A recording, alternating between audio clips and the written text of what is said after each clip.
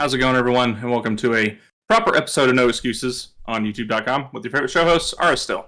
Fedorian.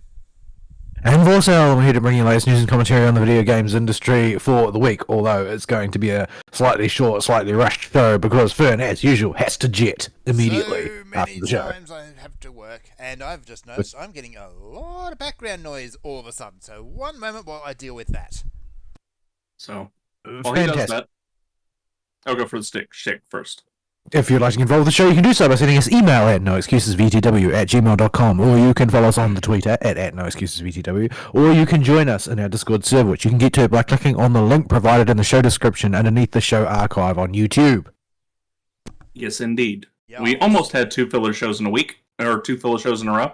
It would have been three Schiller foes, yes, in a row, actually, because I ain't going to be here next week, because next week is Drunk Cowboy Mageddon. The big one. Is the big one the finale for the season, or just the high point of the middle of the season? High point of the middle. We've still got one other big one to go. I don't know how they get any work done because they seem to always be either drunk or attending rodeos or both. I'm actually kind of amazed that the Australian cattle industry works at all. 'Cause these people I wouldn't trust to run a bath, frankly.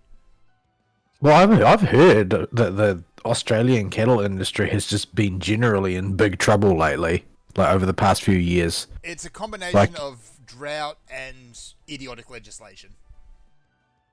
The government. Yeah. Yeah. And the weather. It is if the government can be blamed, it's mostly the government. Yeah.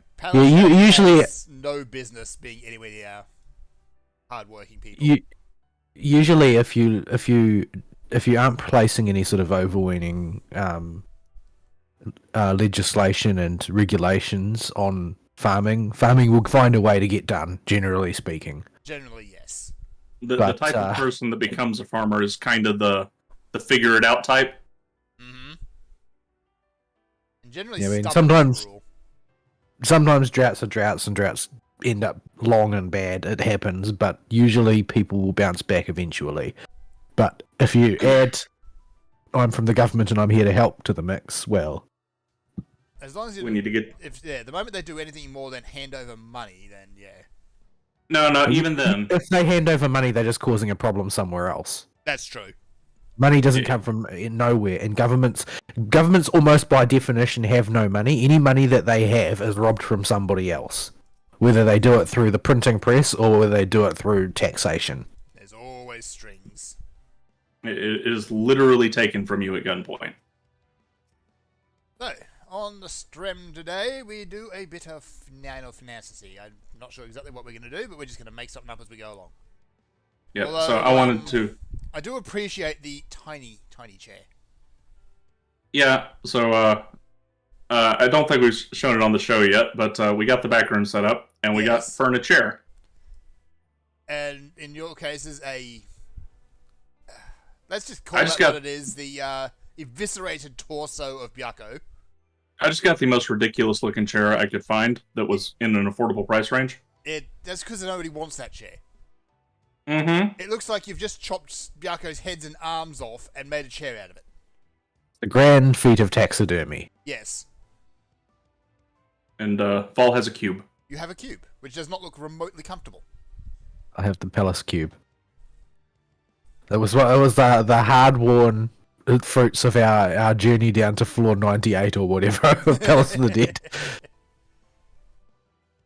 So, yeah, I didn't have any chair picked out, so they've gone out and picked out the tiniest chair. Well, I mean, you can replace it if you want. I wanted to put one there, and just for fun, I made it the smallest chair possible. I appreciate it. I do. At least it looks like it's got a cushion on it. Yeah. Abel's chair scooted back right now, so we can do the start of the show at the table, but he's got the rocking chair over there. Yeah. If you join the guild, you too can have a chair in the officer's room, probably off to the side if you're just a normal member, but Yeah, we'll move it around. It's fine. you're free to join us on the Leviathan server. We need to put something in the middle of this table, too, just to cover up that clipping error. Provided you don't have ambitions to accomplish anything particularly significant. Yeah, as long as you're not looking for a free company to actually do anything other than maybe turn the buffs on if you ask. Yeah, mostly the our free company exists so we stop getting the eternal tells. Yeah, I mean, I've been keeping the airship active. It's and the submarines. They're going, all 4 of them. Yep. What else are we doing here? I think you redid the upstairs in here too, didn't you? Well, we got a layout settled. We have a bit of a spiral to get downstairs. So here we go. We have a receptionist. We have a receptionist. A very dapper one. So I don't know if that's the one we'll keep, but she's what we had, so she's there for now. And I'm going to turn the upstairs into a reception area right here, a little sitting area for people to come in. I'll decorate the hallway and I'll decorate the stairwell, and then turn this this big room down here into a sitting area, and then we'll have the meeting room in the back. Nice. And the cafe portion, it's an outdoor cafe, and my current headcanon is that Fern uses the grill outside to cook everything for all the customers. I can do that.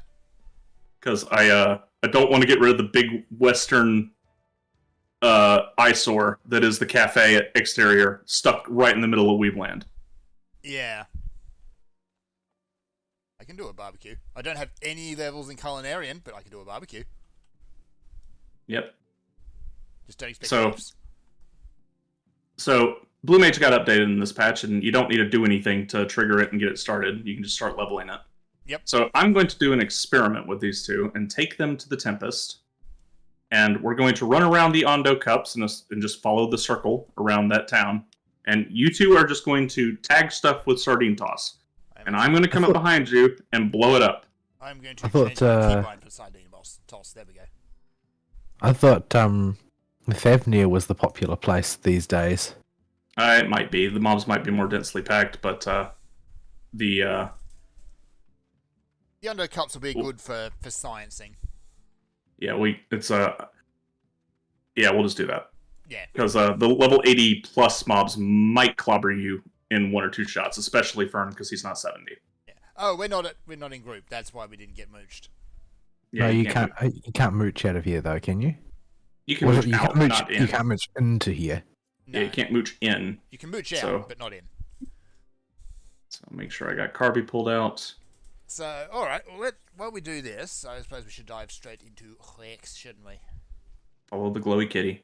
You're not going to set up a group, or we're just going to fish things? You and Vol have to be in a group. I can't be in your group. Okay. If I'm in your group, it won't give you the EXP bonus. But that I'm also not. means we can't see you on the map, so don't take off without us. Yeah, I'm waiting. I'm waiting in the same little nook. I love this robot. It's so dumb. So just go in a circle around the Ondo Cups. Don't really matter which direction, and pull stuff. All And right. if it starts to do too much damage to you, then deep freeze it. Also, I can't kill stuff instantly because this stuff is level quite a bit higher than the levels of the Minotaurs. So it's going to take a few hits unless Bahamut's up. Yeah, fair enough. So how much EXP per kill are y'all getting? Good chunk. 118, 133, 150. thousands. That is. Okay, so it does work. You're all getting a little less than if you're solo. Be careful, stuff will reset here, so don't pull too much. I'm gonna die. You can deep freeze it, and it'll be stunned. I don't remember which button is deep freeze. Voice. Hang on. Yeah, I know, but I don't know where I put it. Okay, that's It right. doesn't matter. I have to stand in. I have to stand and cast to do that anyway, because I don't know where my swift cast button is. I don't even know if it's on my bar. I think it's fallen off.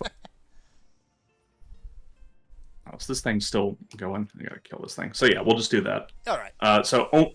Unless stuff is really right next to each other, only pull 1 or 2 things at a time to avoid that, and we can just run around in a circle. I think there's another guy here though. Fair enough. That's a level already. Excellent. Actually, Really? Before we go any He's further, he's not level 70. He's level 68. Oh, okay, because I got Oh, like okay. a quarter of a level. it doesn't really matter. Use pumpkin. Food buff. Got to get that experience boost. Oh right, food is a thing, isn't it? Food would Right. help me kill this faster, wouldn't it? So weeks. So my gaming this week's has been basically Pikmin entirely. I love me some Pikmin, and Pikmin 4 just came out. So before it launched, a couple of weeks ago, I did a run through of Pikmin 3. Pikmin 1, the original. And blew through that in like 3-4 hours. There's not a whole lot to the original Pikmin when you go back to it. Things are just a bit jank, and you've got like 30 in-game days to collect 30 parts for your spaceship and get out of there. Mm-hmm.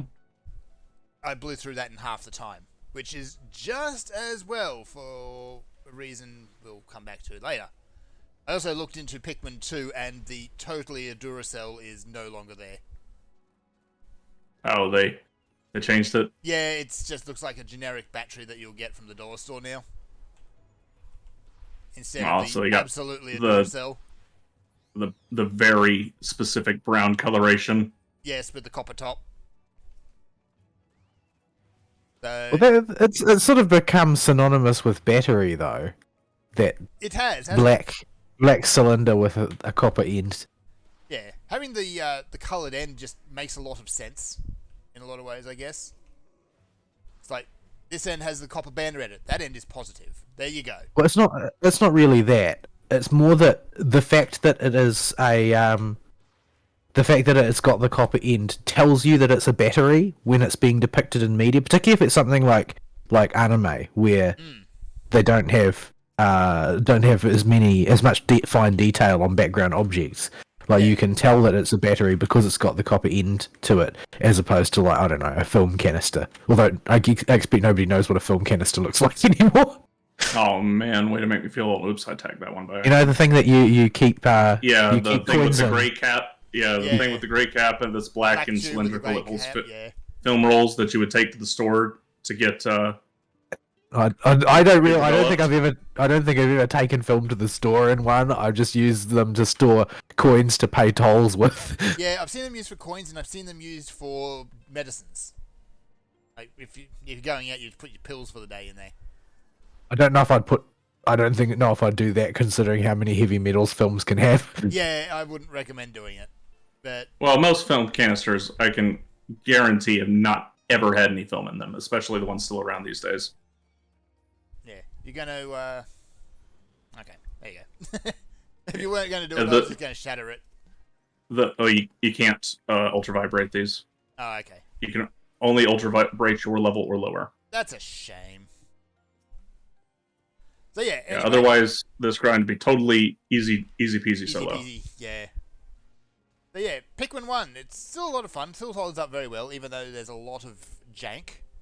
There's the remake version out now, which does fix a lot of the jank with the controls, because the original was built with the Wiimote in mind. Oh no, with the GameCube controller in mind. So there's a bit of jank, and you don't have. Didn't you use the C-stick C anymore. stick to move the Pikmin in the original one? Yep. I played it when I was relatively young. I wasn't a kid by the time the GameCube came out, That but was I was the- still. Also, the only way you could bulk apply Pikmin is you kind of had to use the C-stick to move them as a herd, and then kind of push them into whatever you wanted them to attack. Later games changed that. They gave you a charge button where they all just rush forward. Oh, okay. I don't remember Pikmin 2 at all.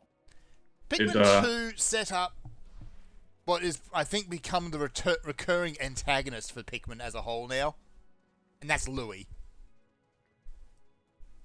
Because he's an antagonist in 3, and he shows up as an antagonist in 4 as well. Is he the skinny one? Yeah, the dumb one. And mostly he's because he's greedy and doesn't really give a toss about anyone else. He just wants to eat things and be left alone. Like King DDD. Yeah, King DDD doesn't want to be left alone though. By Kirby, he does. By Kirby, yes, he wants Kirby to leave him alone. When he's not being friends with Kirby, anyway. Going minigaming, golf carting, as you do these days As when you you're a do. villain. DDD's more a good guy these days, anyway. He's just kind of an asshole, but still a good guy. He's only been the actual bad guy once. Anyway, so yeah, went from that.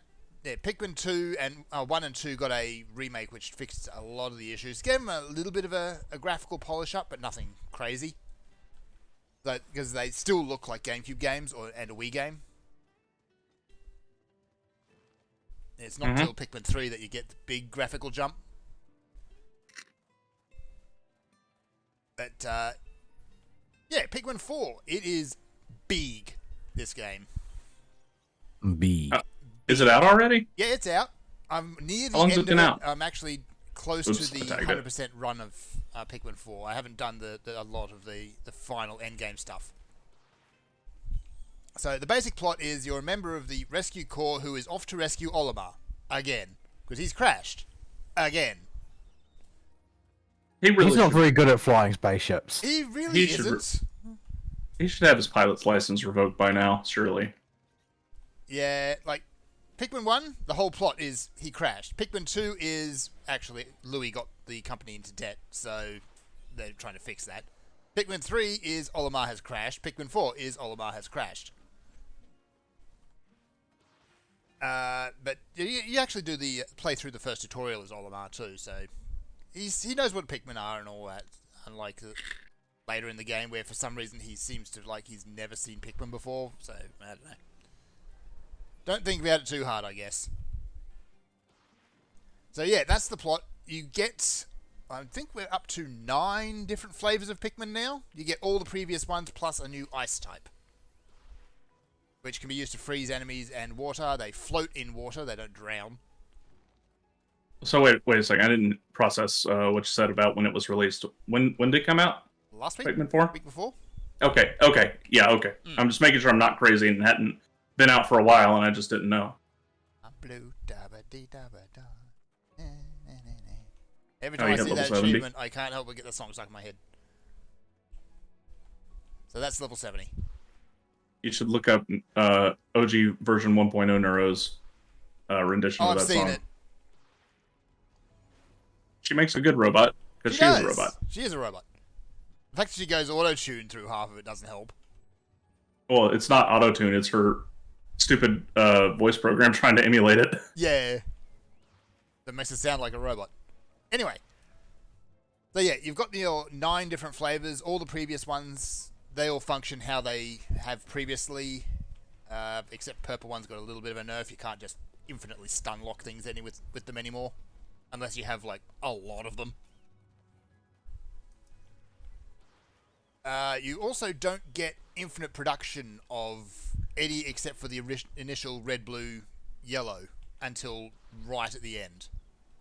Why the heck was that thing so glued? Do you? I did not like I it. don't Hang know. on. I want to Oh. be stuck in combat with it. If I don't kill it, let me murder it real quick. Hang on, it reset. Okay. There we go. Do you have Mighty Guard on or something? No, I don't. Yeah, that's good. Because if you did, you have to turn that off. Is it chicken that did it? Was it after you or was it after your chicken? My Yeah, chicken's chicken- not on threat mode, so I hit that thing for a third of its health. It should have been okay. All right, Yeah, I'm it down at the should've. bottom of the hill. Like, Yeah, so, well, let me resume going around. maybe it just does not like you. Anyway, so yeah. Mechanically, they've tidied it up a lot. Pikmin have a lot better AI, so you can run at full speed, even once you get the speed boost later. And they will either keep up or they will pass to you for when you really get ahead of them.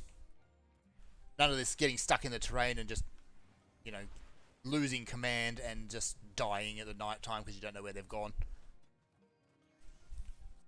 They also give you a dog. And Yeah, I remember seeing screenshots of that. yeah, the dog is probably one of your best assets. You can run it as a second captain if you really want to, and you can split your party up into 2. But the dog is also your greatest combat asset as well as your greatest transportation asset. Fully upgraded, it can carry any object on its own, regardless of size. But that's like end of the game. Even so, it's at the bare minimum, it counts for 3 Pikmin. 1 upgrade, it will count for 10, which is equivalent to a purple. And it only gets can 12 it? from there. Are there any color exclusive carries in this game? I think I recall those in Pikmin 3.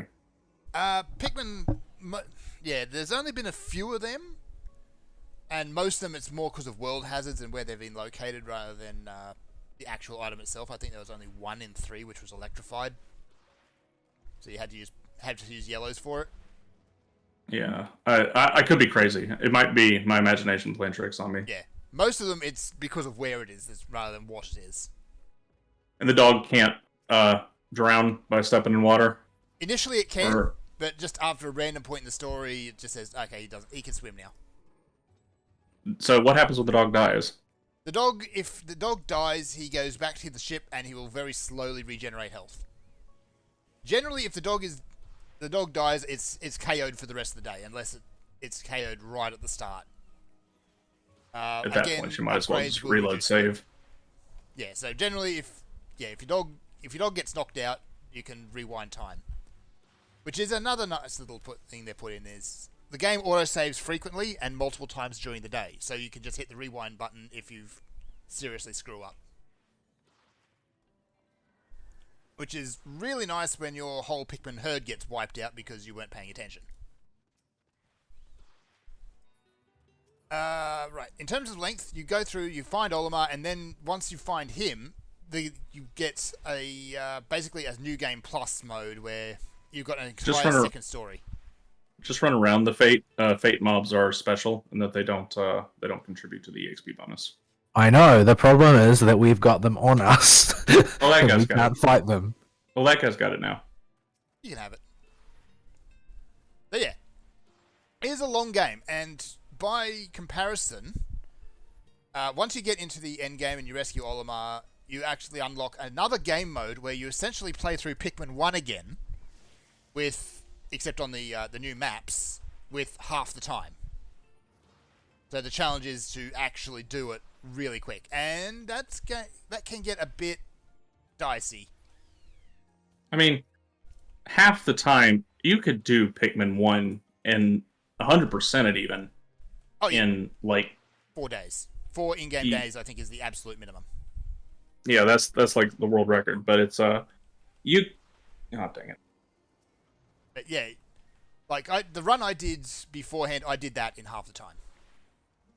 Yeah, you can easily do it in 10 as a casual player. The Pikmin is not a particularly stressful game to complete. Oh, we'll get to that in a second. So I just got knocked away by the sea swallow. Yeah, generally in Pikmin 3, difficulty-wise, the main storyline is pretty simple. Once you get into the end game challenges, there's a few of them. That's when things really get a bit tight. Because there's a few dungeons in there which are specifically there as challenge modes. Which comes into the whole Dandori theme that they keep going, which is basically a Japanese thing, I guess, about working efficiently.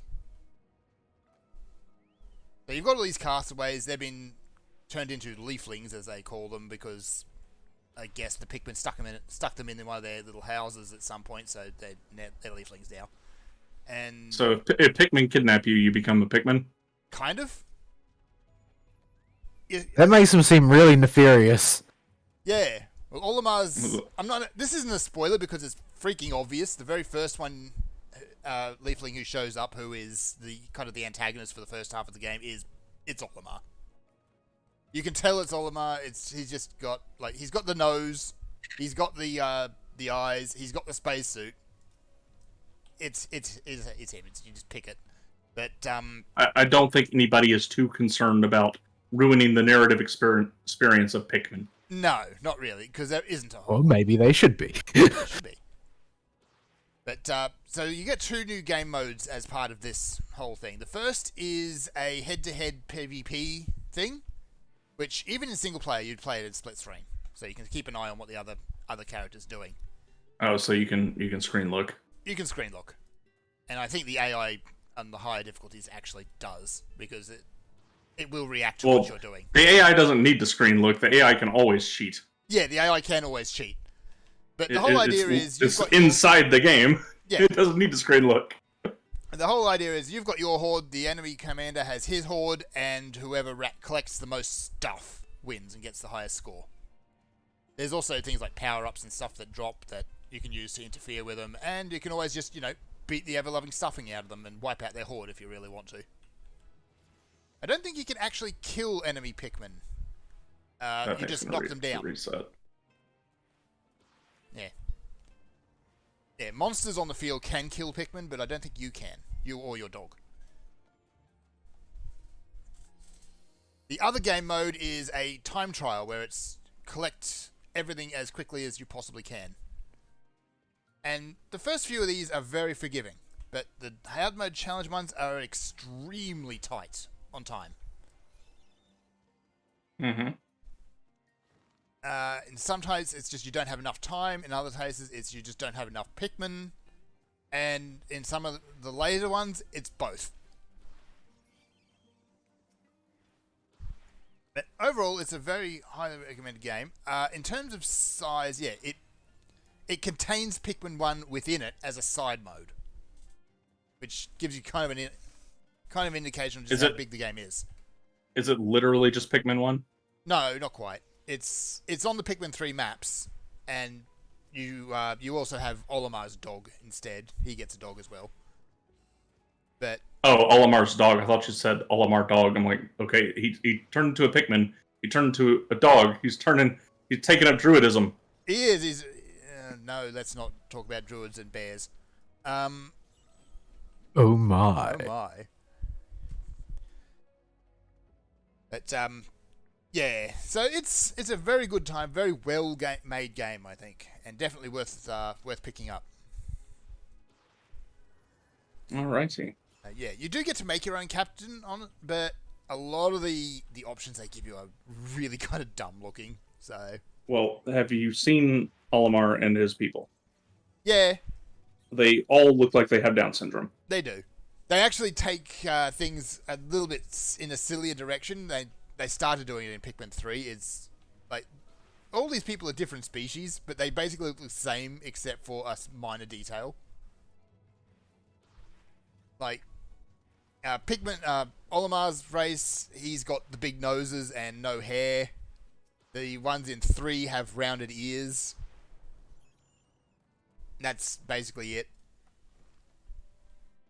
Beyond that, it's all just minor little differences, and so that makes you a completely different race, or completely different species. You know, the rubber forehead with philosophy. As you do. And yet somehow they're all less than an inch tall. Who knew? Aliens were real all along, but they were all manlets. Or teeny meeny.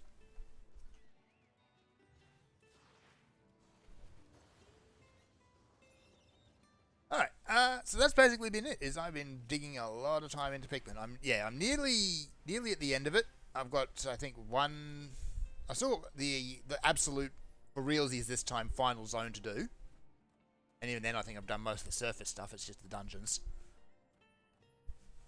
I don't think they ever give you a ability to reproduce for purples and whites either. I would hope not. This is a kid's game. Oh, Pikmin do nasty, nasty things. You don't want to think too hard about what they're actually doing. It was a joke, friend. I know. I know. But, yeah, they're bloodthirsty little suckers. Oh, that's fine to show kids. Yeah. Because it's all done cartoony. No. That's just fine to show kids. Ah, okay. You can show them Moida. We got one stuck. Hang on. Yeah.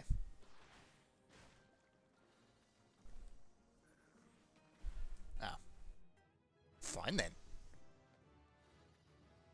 So that's basically been my week, is just digging into that. I haven't watched a whole lot anime-wise since the last season ended.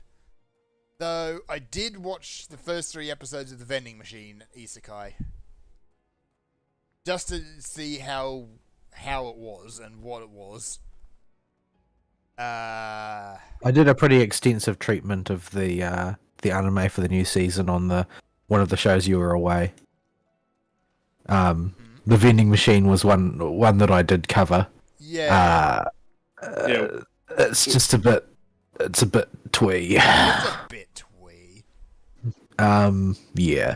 On one hand, it's like, well, I appreciate that this is not just like a generic toony power fantasy, but on the other hand, in order to not solve every problem by just giving the character excessive quantities of raw power.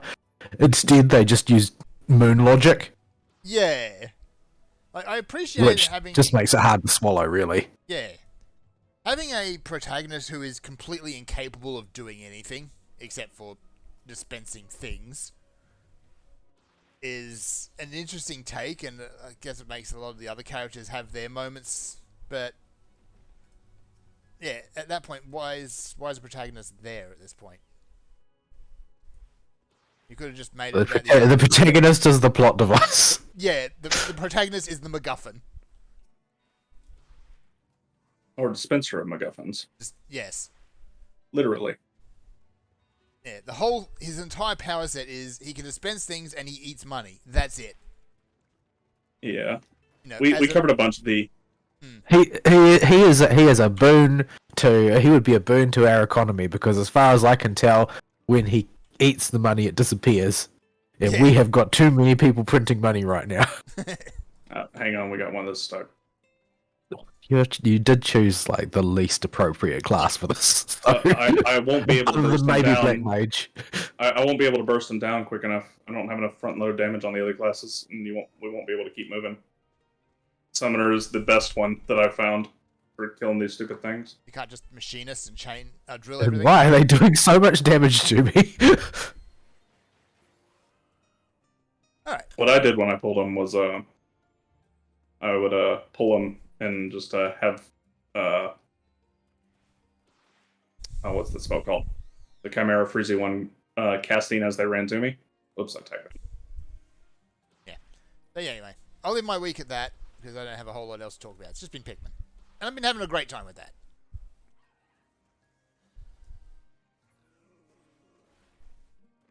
Missed.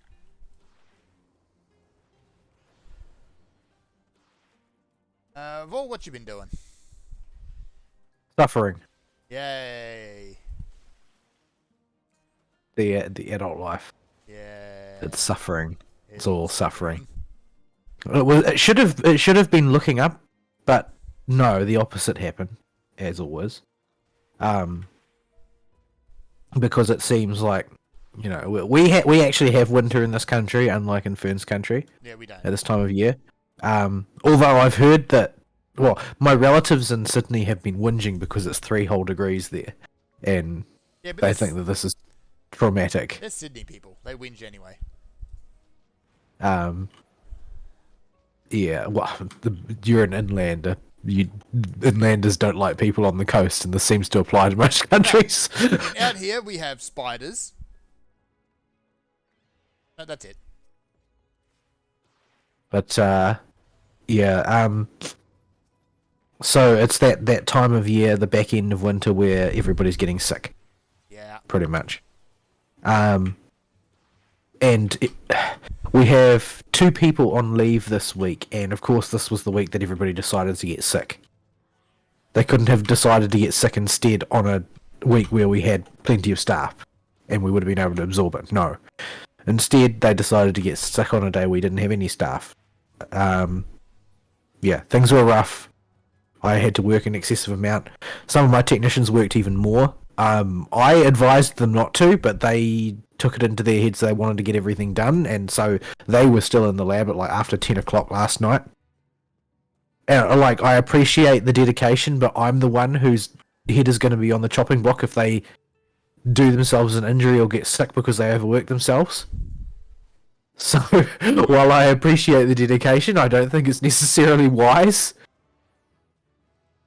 But, yeah, so it was just frantic all week. And the week also coincided with the deadline for corrective actions for the audit. It coincided with the stock take. It coincided with my landlord inspecting my flat. It coincided with a whole bunch of things, which all conspired to make me incredibly exhausted. The reason I wasn't at the show, though, was because I was at work, still working, and continued to work at great length. And there wasn't really anything much that I could do about it, so...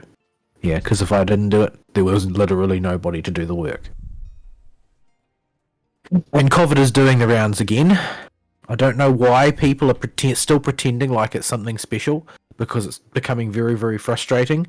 Normally, if somebody gets a cold, they stay at home for a couple of days and then they come back to work. Yeah. But, it's COVID. That means that we get to go in isolation for a week. We've got a flu going around here at the moment, which is nastier than COVID ever was. Well, historically, it has been. Yeah. Like, it's pretty bad juju, because the odds are you end up like Ara Steele in hospital with pneumonia if you're unlucky. I'm so glad I don't have the same problems I did when I was a kid. That was not fun. Yeah. It's your dirty hookah water. Anyway, the previous week. What did I do in the previous week? I don't think I picked up any new anime that I didn't talk about when I talked about a whole bunch of them the week before the last. Well, that's good last- because I don't have to make any infographics this time. yeah, that for Fern's benefit. Oh. I ended up replicating my spiel about so many of the anime that I watched that Ari just sort of tuned out and started making infographics for his section. Yeah, I don't need to hear about generic overpowered isekai protagonist number 372. Yeah, because that is basically what the entire season redounds to. Everything is either a continuation or another isekai. Yeah. But or both. and it's a pretty poor crop of isekais as well. Like they all fall into the extraordinarily generic category. I think we've honestly done everything that can be done with isekai at this point. Yeah, well, everything that's worth doing has certainly been done. And I think it needs to go on hiatus for a long while. A long But while. yeah, although I gather they're doing another season of ReZero, another season which I'm sure Ara Steele will try and make a case for it if he watches it. This And is, I still I won't don't be able know. to get. I still won't be able to get past the fact that the first part of the story is incredibly painful. season I really 4, like Quest for More where Money. I really liked where they were going with some of the stuff, but I genuinely don't know if they'll keep it up. It's going to be a tough act to follow the last few arcs, so I don't know where we're going. I hope it's good, but we'll have to see. Well, the thing that I suppose part of the issue is that when one of these light novels takes off, usually it doesn't matter whether the writer's experienced enough or not. Usually, if it takes off, it'll be the first one that takes off for that writer, so they haven't gained any meaningful experience up until that point. And then you see them develop as they go along, typically. So the initial ones are always quite bad, and the question is like, well, how much do they manage to improve on their methods as they go along? As they get, feedback from larger and larger audiences about things they like and things they don't like, and do they react to that feedback correctly, or do they lash out at the audience? Because, you do see that sometimes as well. Yeah. I mean, you see that mostly these days. You see it mostly in Western television, actually, where the writers lash out at the audience when the audience doesn't like what they're doing. You don't like it because you're East. But there's also the classic example on a non-culture war topic of Mass Effect 3, for instance, where you had a situation where the audience and the writers had a disagreement over what constituted a good ending, and the writers lashed out at the audience instead of taking the criticism on board. Yeah. The fact that the ending was done by one guy who locked himself in the closet and didn't let anyone else contribute did not help. Yeah, well, he's like the DM who has a real cool story he wants to tell and doesn't really care what the players are doing because he's there to tell his story. Yeah. But yeah. So gaming wise, I played a little bit more of Final Fantasy VII Remake and didn't like it. It's not. That's like a dramatic oversimplification, but it's sort of like the fact that I oversimplified it that way is sort of an expression of my deep frustration with it, in the sense that no matter what I do, anytime it forces me to participate in combat, I just groan. because the combat is just really bad. And honestly, I'm sick of hearing people defend it because it's bad. It disrupts the flow of the game, and it doesn't make any sense. It just feels like a bad implementation of action mechanics. I don't know why they felt the need to do it. Now I've gone on at length on that complaint in the past, so I won't rehash everything I've said before. But there doesn't seem to be much that I can do to improve the situation. No matter how I execute on it, it's always quite bad. So realistically, you have to play it full of the knowledge that it's not going to be very good. Like I can't see how it can salvage it and turn it into a valuable experience. It's just an inferior execution of action game combat. Why does this one specifically never aggro right? I don't know. Because he wanders a long way down the hill. That's why he leashes all the way up. Maybe it's because I always have Garuda up or something. But why is he always chasing me? That's the real question. It's not a question of how much damage Ari is doing. Because he was down to half health and I didn't do that damage, I'm here to tell you. So, My sardine Take- just doesn't hit that hard. Yeah, take him up the hill, and you shouldn't have any issues. Well, I have to catch him first. Well, yeah. The question is, why does half of his hit points do less threat than one sardine? That's the question. It's not a question of what direction I take him on the hill. There are two possibilities. I think Sardine Toss does have bonus threat on it. But No, it doesn't. okay, so it doesn't. So that's No, it one doesn't. theory gone. And It's an insult. Of course it doesn't. the other is that because y'all are in a party and he's aggro to y'all's party, that for some reason the way aggro works, it prioritizes party aggro, and you have to pull really on hard. just that mob? Yeah, and somebody out of party has to try really, really, really hard to get threat. Except it only applies to that mob on that slope. Well, it applies to some of the sea swallows too, but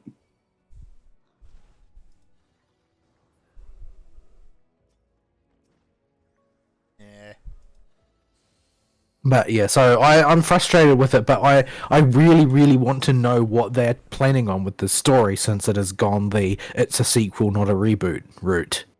Or at least that's the feel that I get off of it. Most people don't remember the future.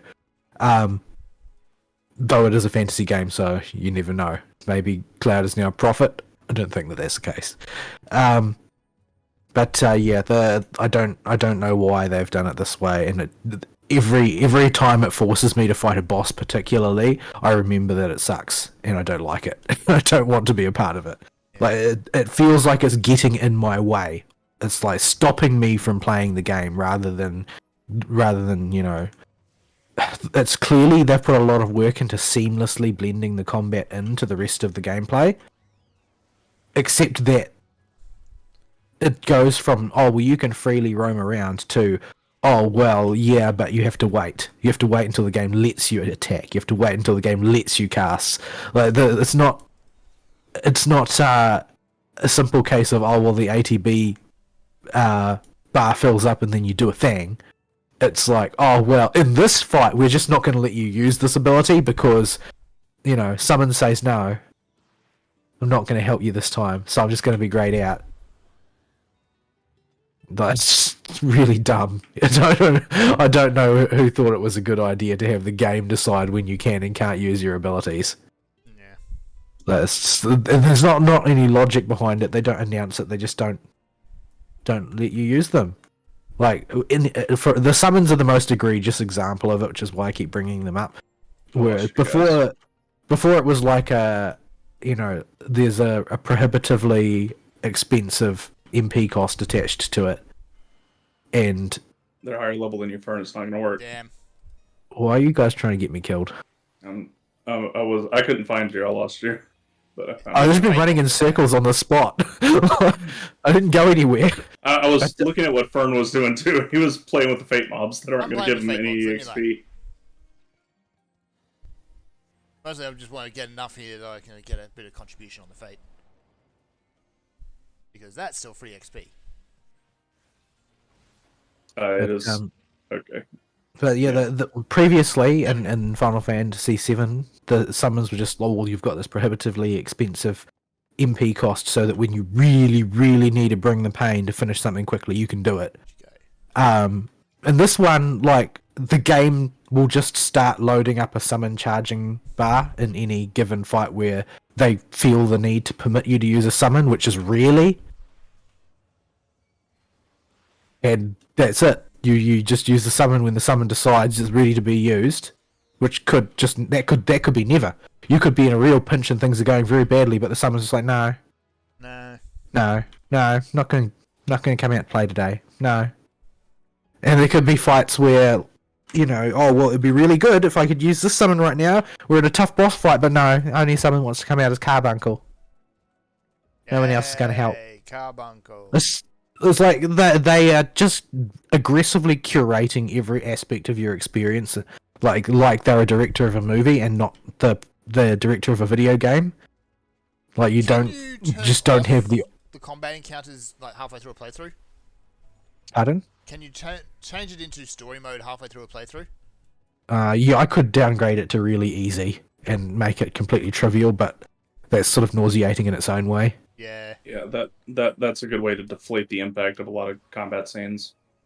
Yeah, the problem is that I don't really feel victorious when I overcome something that I'm finding difficult. I just feel relieved that I don't have to do it anymore. It's really the wrong feeling. Yeah. But yeah, I don't know. There are people who have said that. Oh, well, I mean, as it fleshes out a little bit, then it'll be less onerous, and you'll have enough things to do. And it's just not suited to it. My goodness, this is not a genre. This is just a bunch of crap that's been slapped together in the loose shape of Final Fantasy VII, and it's really, really frustrating to me because I can't do what I want. Any game where you're controlling an entire party of characters but can only see one at a time while the other ones go and busily commit suicide is always unpleasant. That's why you know having your retainers with you on in Skyrim, and that was always such a meme. Yeah. Like people always make jokes about what your lackeys are doing. They don't ever talk about which lackey is better than which other lackey. They always talk about, oh, and this was the retarded way in which Lydia got killed, or and this is where I turned around and found Sven's body in a trap, and that sort of thing. Like nobody likes AI companions. End of story. The reason why people like JRPGs because they don't have to put up with idiotic AI bullcrap. Mm-hmm. Like. The only reason that people are so happy about having the trust system in Final Fantasy XIV is because actual people tend to be dumber. Yes. So, but yeah, it's a waste of everybody's time, and somebody did this thinking it would make the game better, and that's really frustrating. Anyway, what else did I do? I finished the Avalon Lefay chapter of FGO. The story is now complete, and boy howdy was it constipated toward the end there. Yeah, it's sort of like it continued in the vein that I talked about previously, where it's just got too much to say, and it's having trouble getting it all out. Yeah, like something that should have been its own sub arc got twisted into a single chapter. Yeah, it just feels like it's too long for one thing and too short for another sort of thing. Like, it's not long enough to be a whole arc on its own, but it's definitely... Like, the more I thought about it, the format is wrong. Like, I don't know what it's like if you marathon the whole thing in one go. Maybe it works, but I can only imagine that I'd get really fatigued if I tried to do that because it's just really quite long. And there's a lot of information in there, and if you just marathon it, you might get overloaded. Not really sure. But when I thought about it, and before I said, "Oh, well, this is too long to make into an anime series or something." It really goes on for quite a while. The more I thought about it, if it was actually possible, and I know it's not in the modern day, but if it was actually possible to get serialized for a 52 run, the maximum run. Well, normally it's 51 is the maximum run. If it was possible to get serialized for that, one episode a week is probably the right format. to display that information, to give you some time to chew on it and wonder what's going to happen in the next episode each week. Because doing it all at once overloads you with information, or at least that's what I found, and marathoning the whole lot at once is probably just too taxing. Splitting it into multiple big chunks will just make the individual big chunks feel a bit... The paucity of content would become clear because there's a certain amount of filler in there. Because they do a lot of travelling. It's as simple as that. And the thing which creates the biggest burden is the sheer size of the cast. Like, the cast is very... While it's still quite narrowly focused on the main characters in a certain sense, the number of side characters is enormous because every single one of the lords of Fey Britain get their day in the spotlight, and I thought shut it. The Tamlin all get their day in the spotlight, except for Bavanshi, who sort of gets half a day in the spotlight, which ends up with her plot arc ends up sort of dangling pseudo unfinished. I'm not really sure why, but yeah, it's just, it feels like it's a bit of an orphan as far as a plot goes. There's lots of information in there, but I'm not quite sure if it's used in an efficient way. And it does. I don't know. I'm not sure what the ideal way is to read it, I guess, is the gist of this. I'm not really sure how to get the most out of it. Certainly, I think that it is a story that would be best enjoyed if you are not already fatigued on FGO. If you're already fatigued going in, like I was, because I just come off the back of a grind event, it's going to freaking bend you over and wreck you. Because there's so much of it, and it's so difficult in places. Like, I've got a reasonably well-developed roster now, and I still, because I don't have a very good tactical mind for the particular layout, some of the fights were still really vicious. I think throughout the whole chapter I used 2 continues. One of them I used because I just thought that the way that I went down was bullcrap. Like, what do you mean you just... That wasn't supposed to happen. Why did it go that way? And I couldn't be bothered redoing it because it had taken a while. The other time I used a continue was in the second to final boss. The final boss is not too difficult. The final boss is like, if you really lay into the guy and give him both barrels, he's not going to hold up very long. The gimmicks are not really onerous. But the second to last boss is the most abusive boss that I've ever fought in FGO. The normal format for Supergiant bosses is that their attacks will typically hit all characters, but their crits will only crit one. Because of what happens if you crit every character with the boss. This is not the case with this boss. If the boss lands a crit, and as the fight goes on, he will occasionally get crit up buffs. When the boss crits, he crits everybody all at once. So you are perpetually one unlucky crit away from your entire team of 3 that are on the field getting wiped out at once.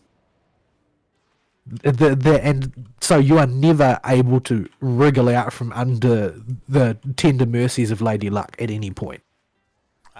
You are just stuck with the reality that you might die.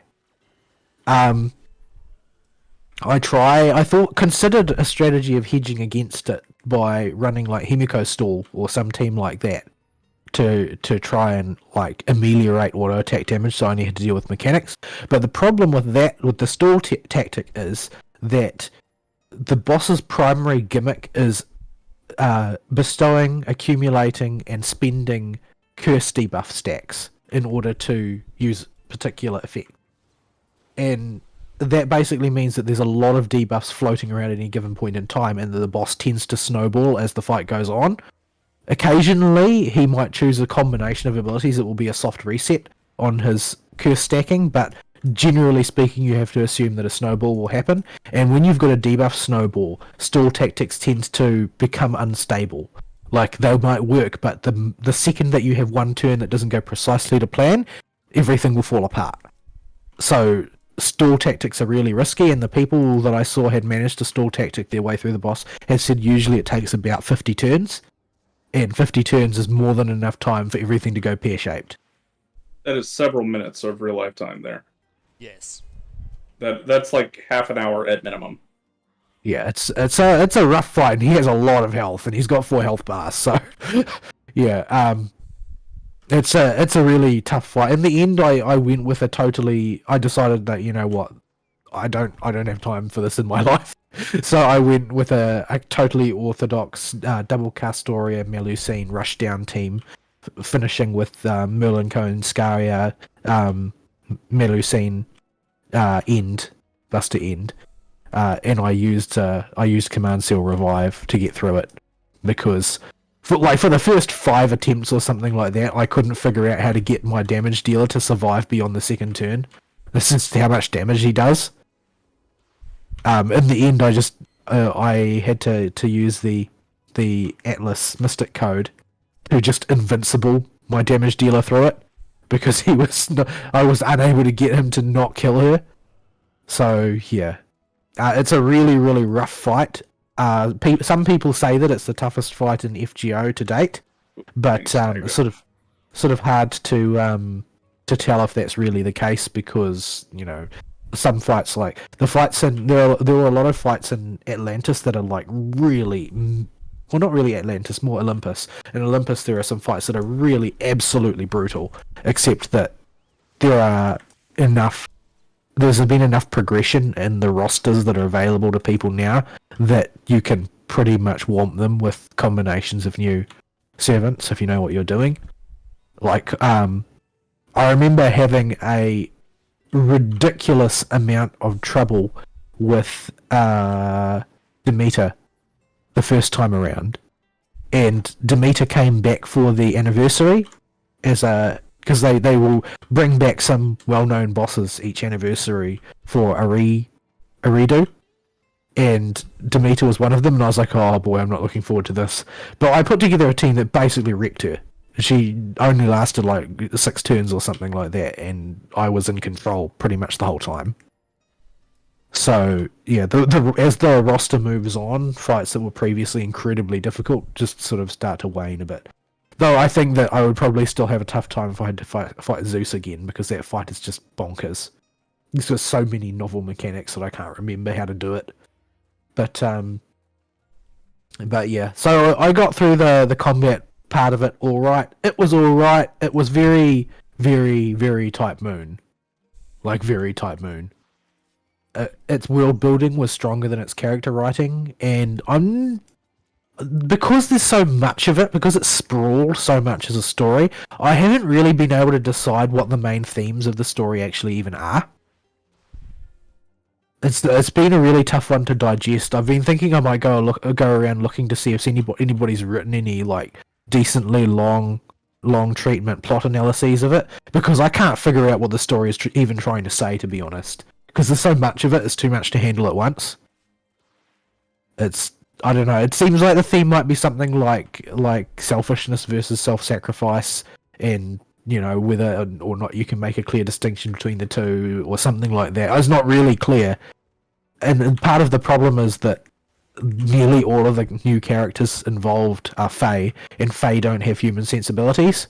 Yeah, I was gonna say, is it bad enough where it seems like the moral of the story is Fae are weird? Well, the thing is that they skitter schizophrenically between Fae are just like humans and Fae are completely different from humans. And I don't really know which side of that argument they're on, to be honest.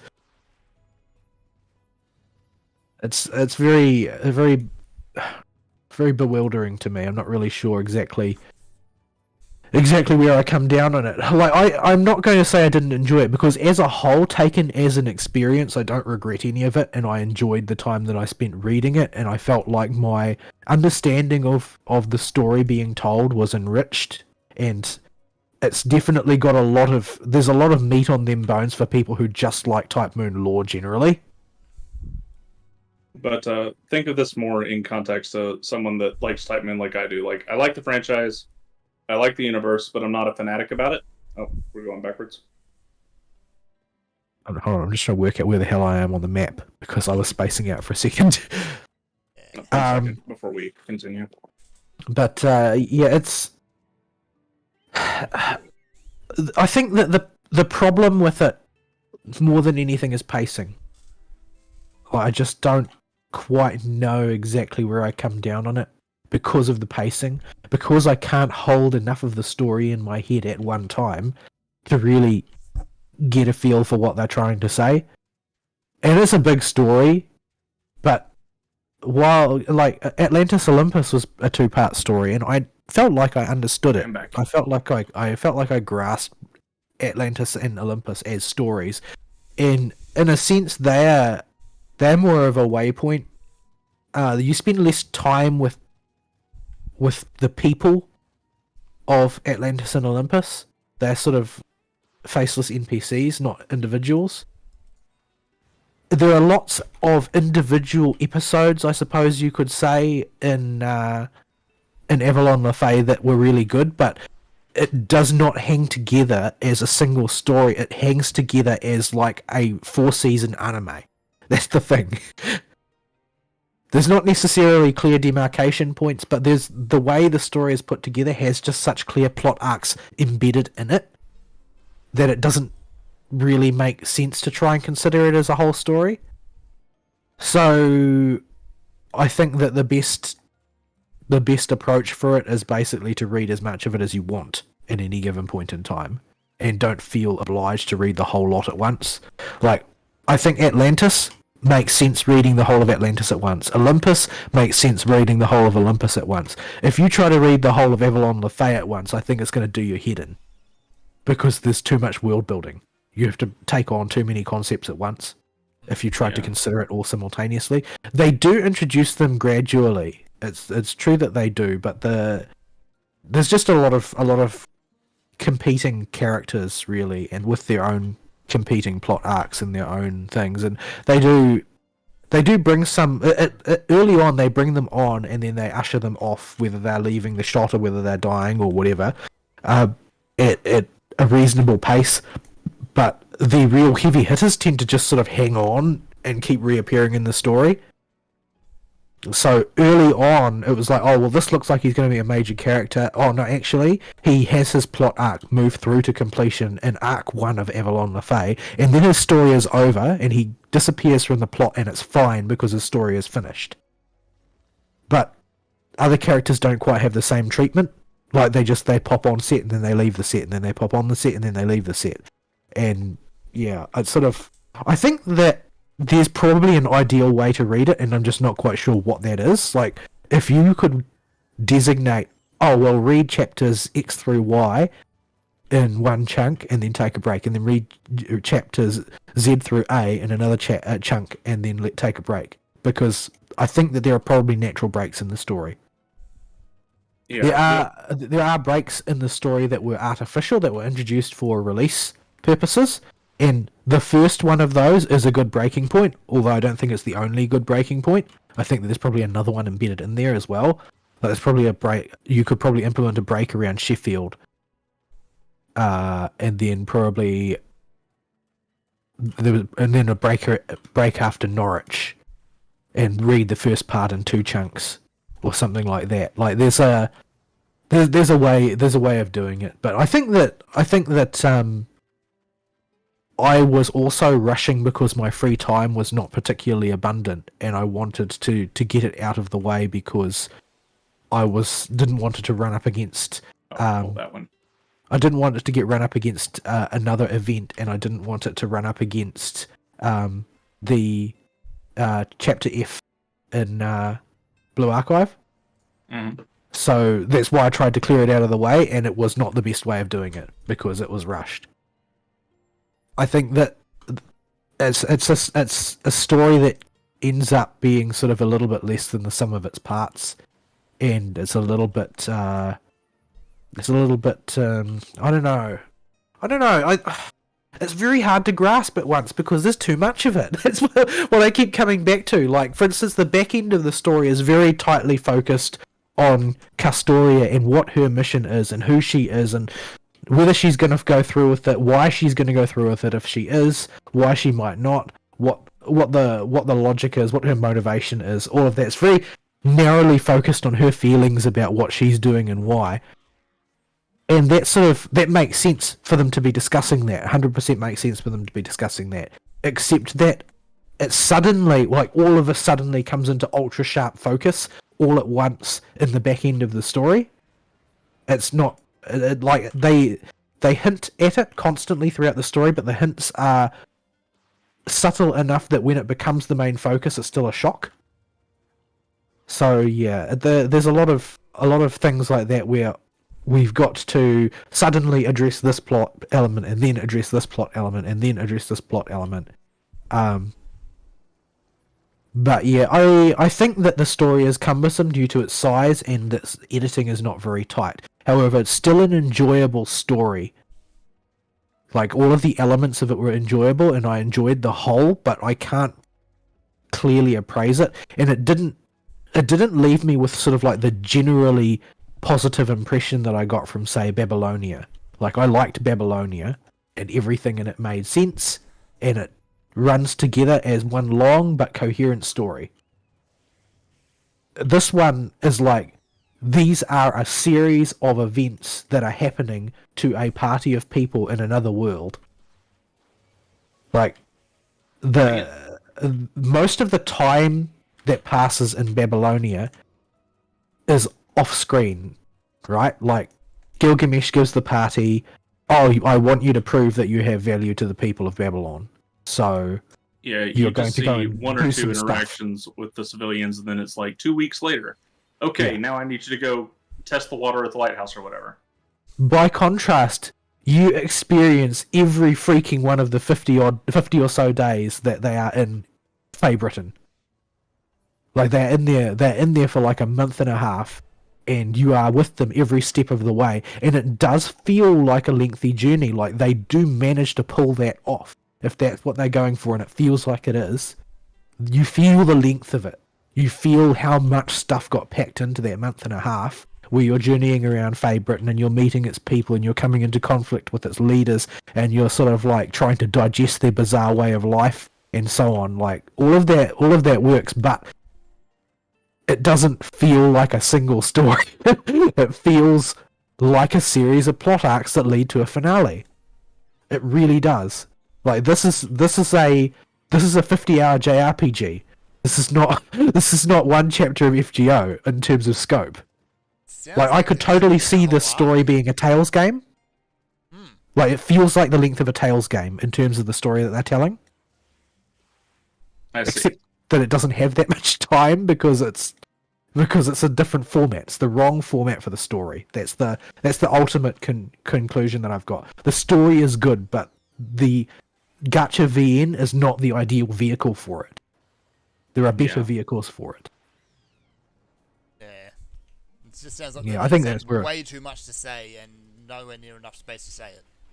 Yeah, Well, it's like you can't tell a whole JRPG in the span of a Singularity chapter the way that FGO has been structured to date. But yeah, Avalon LaFay does feel like a full JRPG. I think that's the case. That seems to be my impression of it anyway. But yeah, it is enjoyable. I don't think that you need to actually be a fanatic to enjoy it, because most of the information you're brought is novel. You will need to be, inducted into certain concepts that you naturally will be if you've read FGO up to this point, like the idea of D8. Nice. So the idea of the world having a will of its own, the idea of the inner sea, the idea of like the role the Fae play in it, the idea of a divine construct. What is Excalibur? Why was Excalibur important beyond being a sword? Like, that sort of fundamental Fate lore, you do need to know that. But it's not higher on the esoterica than you will normally pick up from playing FGO. The core conceit, which generated the Lost Belt, is a bit dumb. It's in character, but it's a bit dumb.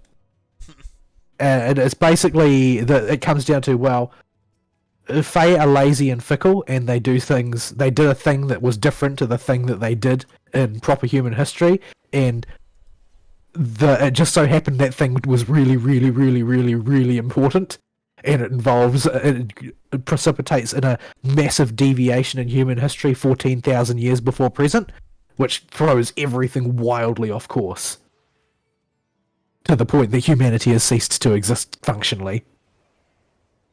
Yeah, that's, Like, that's kind there's- of a deviation. But it's not that there aren't still humans around, but it's become like radically distorted from a normal human civilization. Vern, are you still getting full EXP? I am still, yes. Slightly less. I'm still getting, I can just drop party and join it with Ari instead, I guess. Yeah. I mean, I've only got half a level, so it doesn't really matter. Well, shoot the thing. But yeah, so if you are a fan of Type Moon, it still has meat for you. It's still readable. I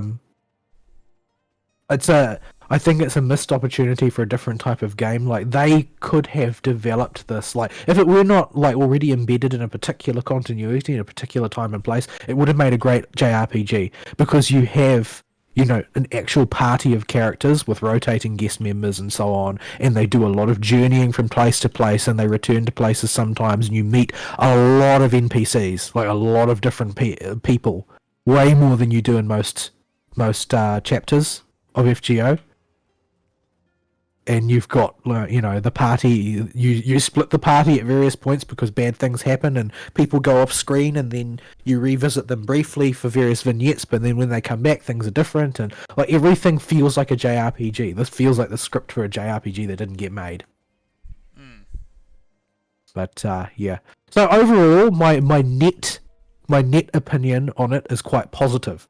But there are lots of little negatives embedded in it that are all, well, this would have been a little bit better if they had did it this way rather than that way, type of thing. We'll see. I'll get to it eventually, and we can compare notes then, and you'll have had time to sit on it by then. Yeah, like for instance, the story feels very starchy. I don't know if that makes any sense to anybody, but like there's a lot of substance to it, but there's mainly substance. Like you're eating an Archon loaf. It's not. Well, Archon loaf is healthy but appalling. But yeah, it's like I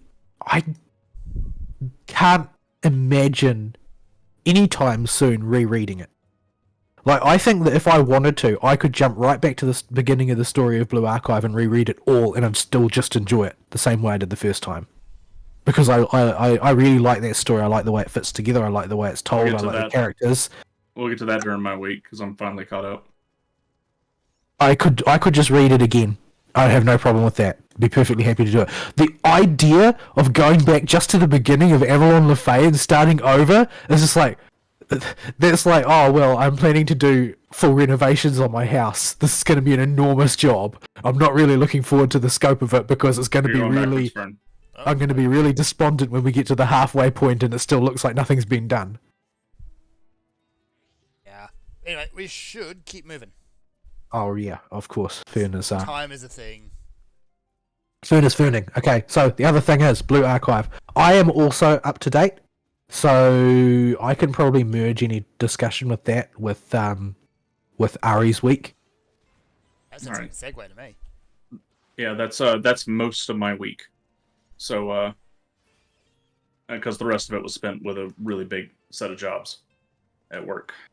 Yeah, the abbreviated version is that I'm still really enjoying Blue Archive, and I like the event. I like the storytelling. I am still pretty hype about it. So.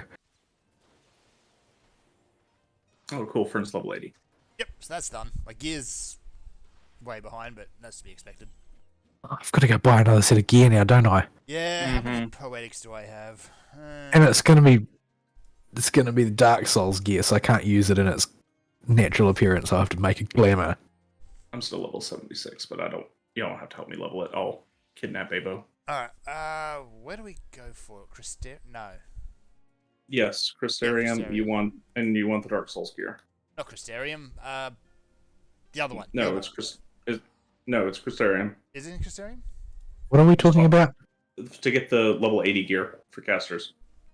Oh yeah, so the Rookery. No, you can get it in the Central Plaza now, can't you? Yeah, just talk to the blue Oh, bag right, lady right. right by the Aetheryte and get the augmented Crypt Lurker stuff. Okay, but Oh, I can't be bothered with that. I'll do that later. well, we've got the class gear you can go and get too. Which... So I can re-invite Fern to the group. Not sure where you do that. So I can leave my week there since I'm just going to blend whatever else I did into Ari's one. Alright. Alright, we'll just jump right into my week and zip through it so we can get to the emails and maybe talk about FanFest a little bit. Yes. So, my week outside of Blue Archive, I went to Shuragon by accident. I wondered why I didn't get anything to mooch. I'm just Really so used to didn't. teleporting there. I was just following Fern to the Crystarium, but I accidentally Shurigane because I'm so used to clicking that button now to go check the airship. I do But, not anyway. have enough tomestones to get too carried away on this, so I'm going to grab the book. Yeah, we can main scenario roulette in the meantime to put on background stuff if you turn into a class that needs EXP, Fern. Yep, okay. Oh, actually, I can't go get class gear because this is Blue Mage. Yeah, class gear will come with the quest, but it probably won't be as good as Crypt Lurker. Yeah. Or it'll be comparable anyway. So yeah, turn into whatever class you want EXP on, Fern, and Vault turn into a real class if you're not one already. I'll guess for main scenario. Alright. You ready? Ready, Vault? Yep. Okay. Yeah, Right. yeah. So my week. Tom Poetics. Oh, the quick one. Excellent. So my week at work was hectic and busy and involved me taking a whole lot of work home. Because this week was just a complete mess with a big job we've got going on. And I had no good way to... how do I say this? No good way to pace my week. So I was coming home and working and just did not have time to really sit down and do anything. So I wound up sitting down and getting caught up on the Blue Archive story because I'm a little bit behind, or I was a little bit behind. I'm now completely caught up, and have this week I read all of Chapter 2 of Clockwork Purveyne, and all of the finale, and did all the finale stuff that was available, except for the very last fight from the series of raids that's out right now. That'll unlock more story, I presume. Well, it unlocks raid phase 2, actually. Yeah, I haven't done that. I've done the other 4 that got completed throughout the week, but not the one that got completed today. So I am as caught up as I could be before the show, and I'm ready to go through the finale now and see what's going on. And I won't have to worry about story spoilers, which is nice. So even though the finale was coming out and the raids were there, I didn't rush to get through the story. I'm glad I didn't, and took my time going through the arcs one at a time, and just taking them as I had 3 days to do them. That it just felt like a very good way to do the story reading, and I'm glad I did it that way, because each some of the arcs have not very radically different tones, but it just feels like you need to kind of sit. I don't and know. I feel like readjust your brain. I feel like there's a pretty big gap between Game Development Club 1 and Eden Treaty 4. Yeah, but those are fairly spaced out, and you have the interim Eden Treaty 1 and 2 with swimsuit symposiums in the meantime. So it eases you into it a little bit. But taking time to process the arcs for at least a day or so after you finish one is definitely the right call, I think. And that's how I approached it, and had a goodly bit of success doing that. So yeah, we'll pick up where I left off talking about stories. We talked during our 2-man week about all the stories up to the end of Eden Treaty Chapter 3. So I don't have any melee. I don't have to worry about facing the boss away. But So the first story I got caught up on was Eden Treaty 4. Eden Treaty 4... Well, shouldn't Rabbits have come first? Did you read Rabbits? Yeah, I did Rabbits. Okay, did I talk about Rabbits already? I thought I did. Maybe I don't did. remember. Yeah, I did. I wasn't a fan of the Rabbits. You like Trash Rabbit? I do like Trash Rabbit because that's where rabbits belong. But some things are just right when you see them, and seeing Rabbit in the trash can is one of them. So yeah. But yeah, the Rabbits didn't do it for me at all. Their story just kind of... a good chunk of those rabbits are just so obnoxious, I don't give a crap about them. And the crazy one is just a little too crazy this time. Yeah, well, they're just sort of like they're belligerent. There's a belligerent one, there's a crazy one, and there's the silent one, and then there's the Trash Rabbit. And basically, I think that what's missing in the characterization is not really the writing's fault. It's the appreciation for the fact that there's actually a pretty sharp difference in maturity between the different members of the cast. Like, basically all of these, they're fresh out of middle school, they've started high school, just begun, and then their school got shut down and they've had no meaningful education since. So they're all children. They're just straight up children. Yeah, it's just they're contrasted with following Eden Treaty when you see the hyper competency of the older girls at Trinity and the ones that are the showrunners there. I mean, the thing is that they're at the sort of the very pinnacle of their game by contrast. Yeah. Whereas SRT are sort of like, they are hyper specialized at what they do, but it's all sort of like, it's number one, it's theoretical knowledge, and number two, it doesn't have any. They haven't had the chance to pick up any real world maturity. So basically, their sort of off kilter behavior is the inevitable result of who they are. So I don't think that it's actually a flaw in the writing. I think it's just that these are the individual characters that they are, and maybe if the story was paced a little bit differently, if there was a second chapter or something, it would come off a bit different. Because you basically have to spend the entire first chapter getting them to trust you at all. Yeah, you gotta go tell them about expired bento at the store they can go buy. Or, I guess not buy, because they have no money. That's the problem. They just can go be the bento disposal team for the expired bento.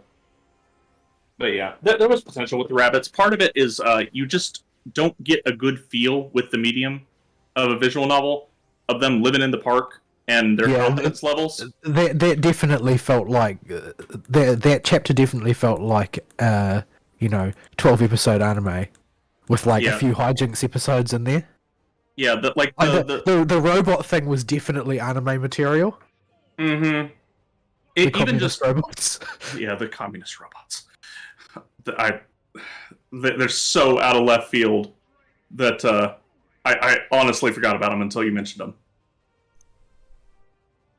Although accurate to communists, I'll give them that. It's the most accurate portrayal of communists that I've seen in video games, probably.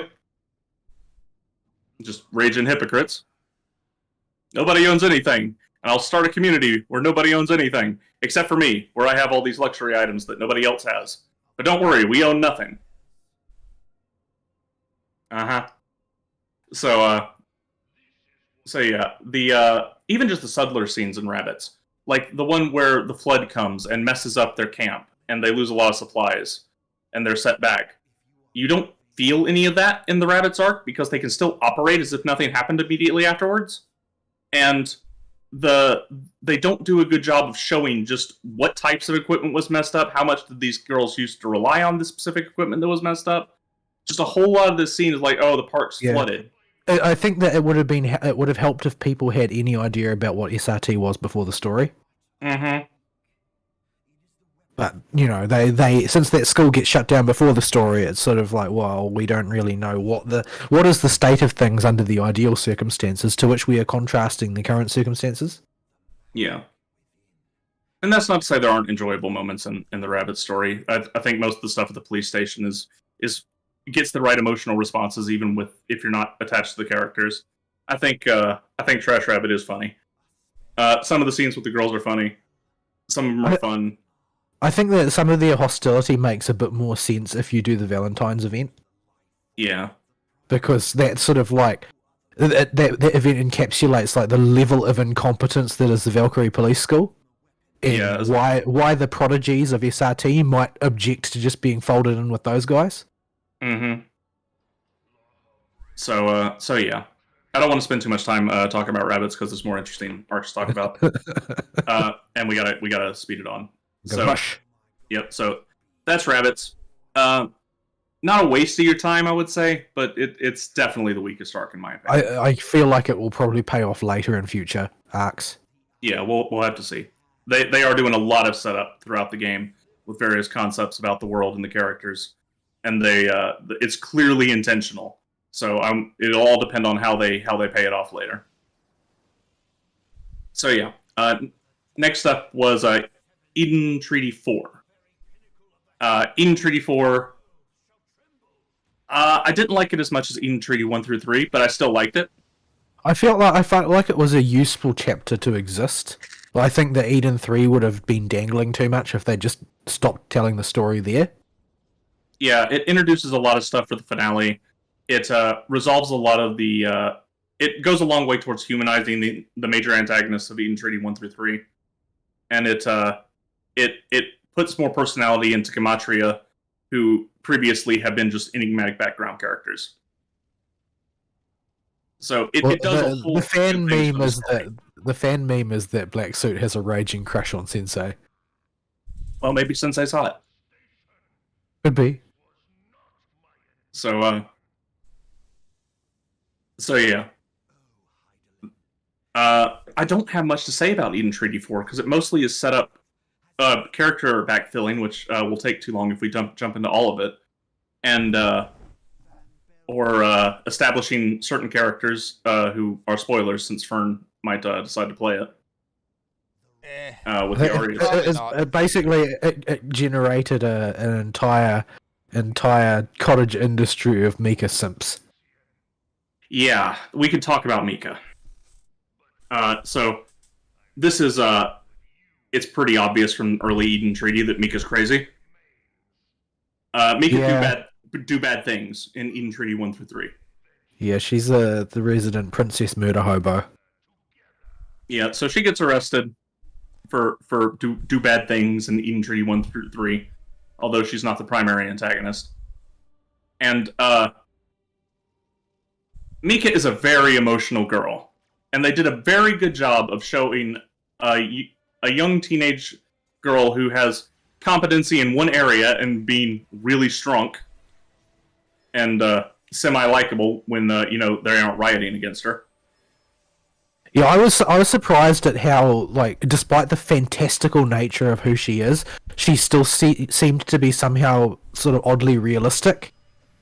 Yeah, simply as a product of how emotional and irrational she is, just like, an emotional, irrational teenage girl who has gotten in way over her head and is completely responsible for trying to get herself out of trouble.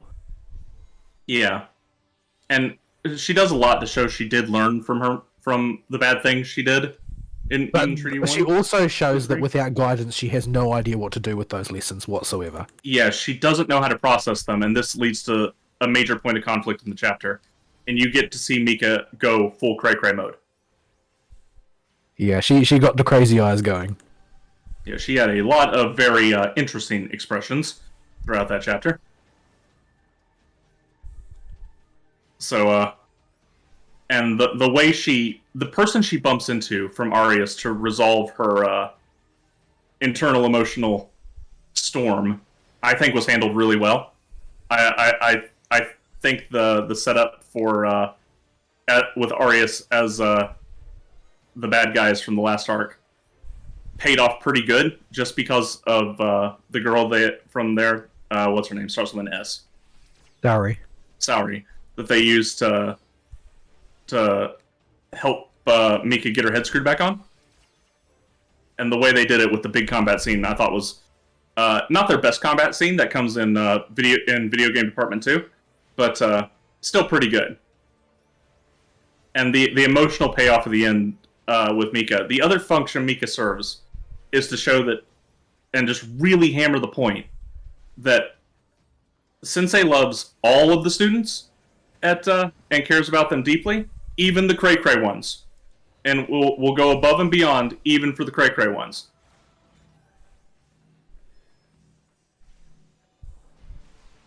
So and showing that through Mika, I thought was a really smart way to hammer that point home, because it's a core part of Sensei's character throughout the. People are just aggressively trying to take as much damage as possible, aren't you? You didn't stack up.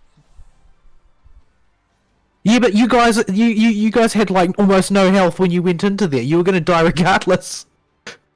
I was talking, so this was an accidental Super Blight earlier. Oh, really? I thought you were trolling me. No, it was a genuine accidental Super Blight.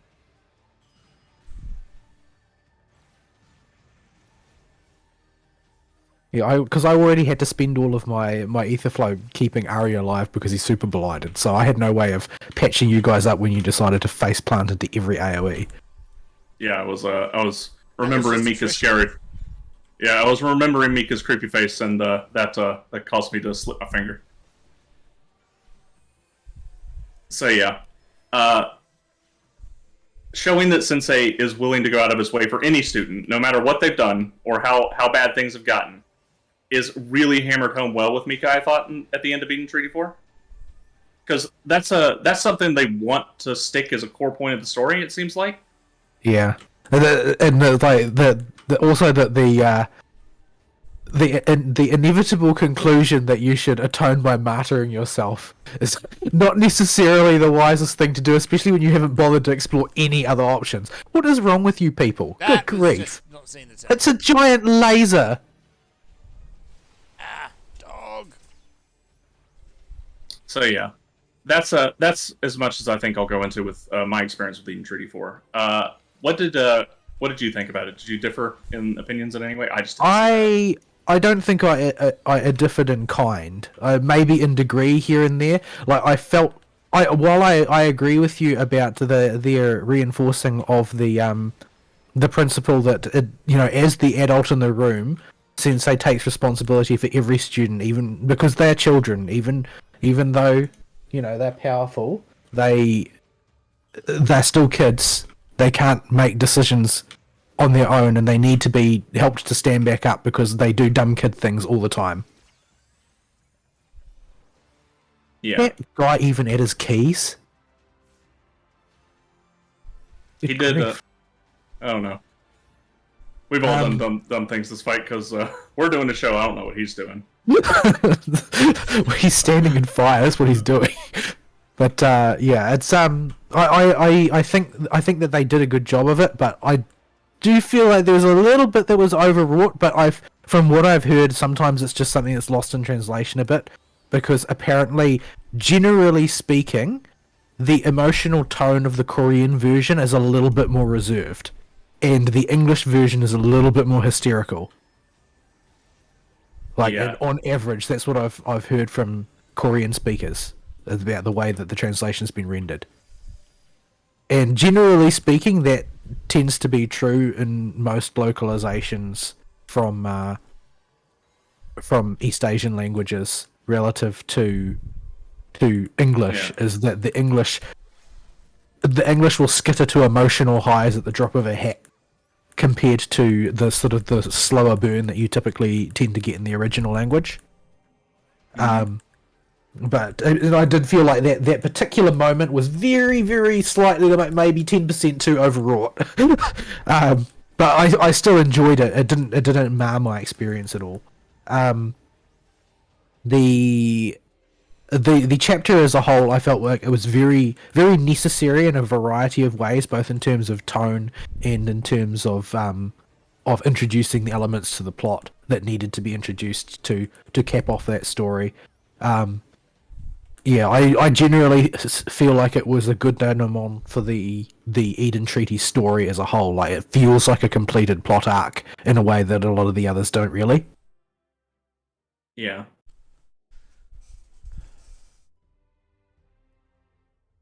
So yeah, that's Eden Treaty 4. We're gonna have to. We have to We really could- wiggle on.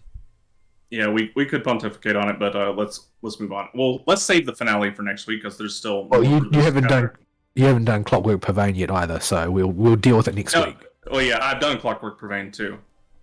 No, I mean like you haven't talked about it yet. Oh yeah. So yeah, we can save Gamer Girls 2 and the finale for next week. Yeah.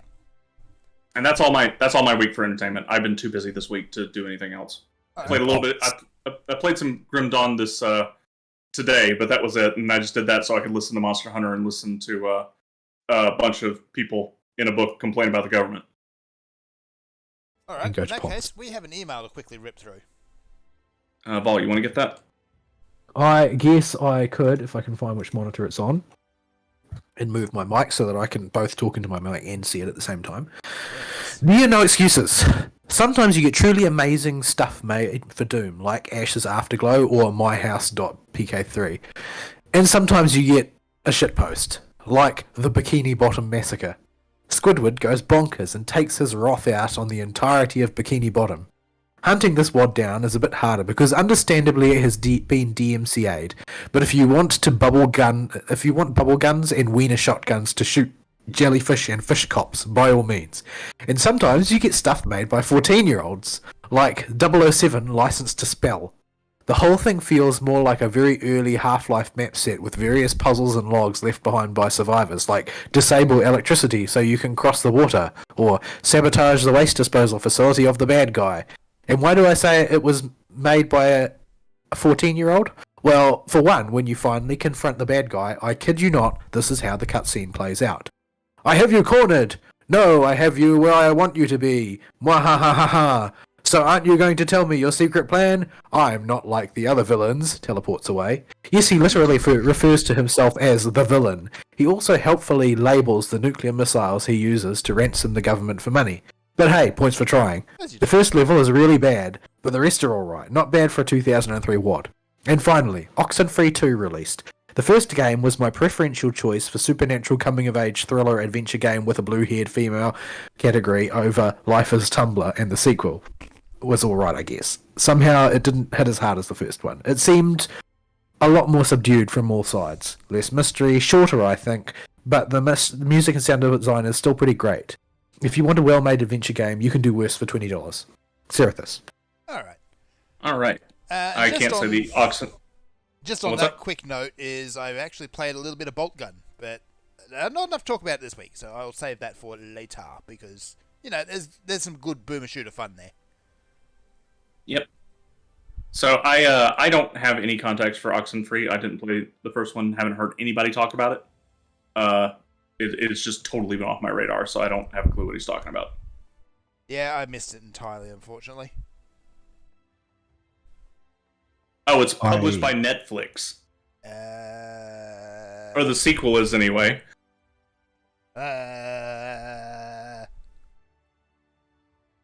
It looks kind of art house, to be honest. Yeah, this looks like an art student's project. It's very hipster. Yeah. So okay. Yeah, indie story games these days, I generally won't touch. Yeah, I unless treat somebody- them with extreme suspicion. Yeah. unless somebody else recommends it to me. I'm not going to waste my time because I can already tell most of them at a glance it's probably woke garbage. Yeah, sometimes they're really good, but other times they sniff their own farts so hard they turn their face inside out. Well, Serathus is recommending it. So, He's only got like one major miss for recommending you something that turned out to be woke. Oh yeah. And it's probably something you would have tried anyway of your own accord. Yeah. Life is Strange, though, is just confusing. Oh, that one, yeah. That's That had, to me, like I don't know if this is an irrational judgment, but to me that game just had "made for girls" written all over it, and so I didn't even think about it. my little cousin played it, and had it as his PSN profile avatar from one of the free profile avatars you get with some games. Mm. And I made fun of him relentlessly for it, and still bring it up to him occasionally. Right. Yeah. No, I watched Is there anything less cool that you could have as your profile? Like, come on, man. Yeah. I've watched the plot breakdown of that game, and because it's, a time travel plot, it makes any sense just goes out the window. Well, it's just like, It's on also now? woke. It's also woke garbage, from what I understand. It is. I haven't dug too deep into it, but it just seems like woke garbage. Yeah. It's confusing woke garbage. Anywho, we have a big thing, because Square Enix is currently doing a thing. Yeah, thanks for the email, Serathus.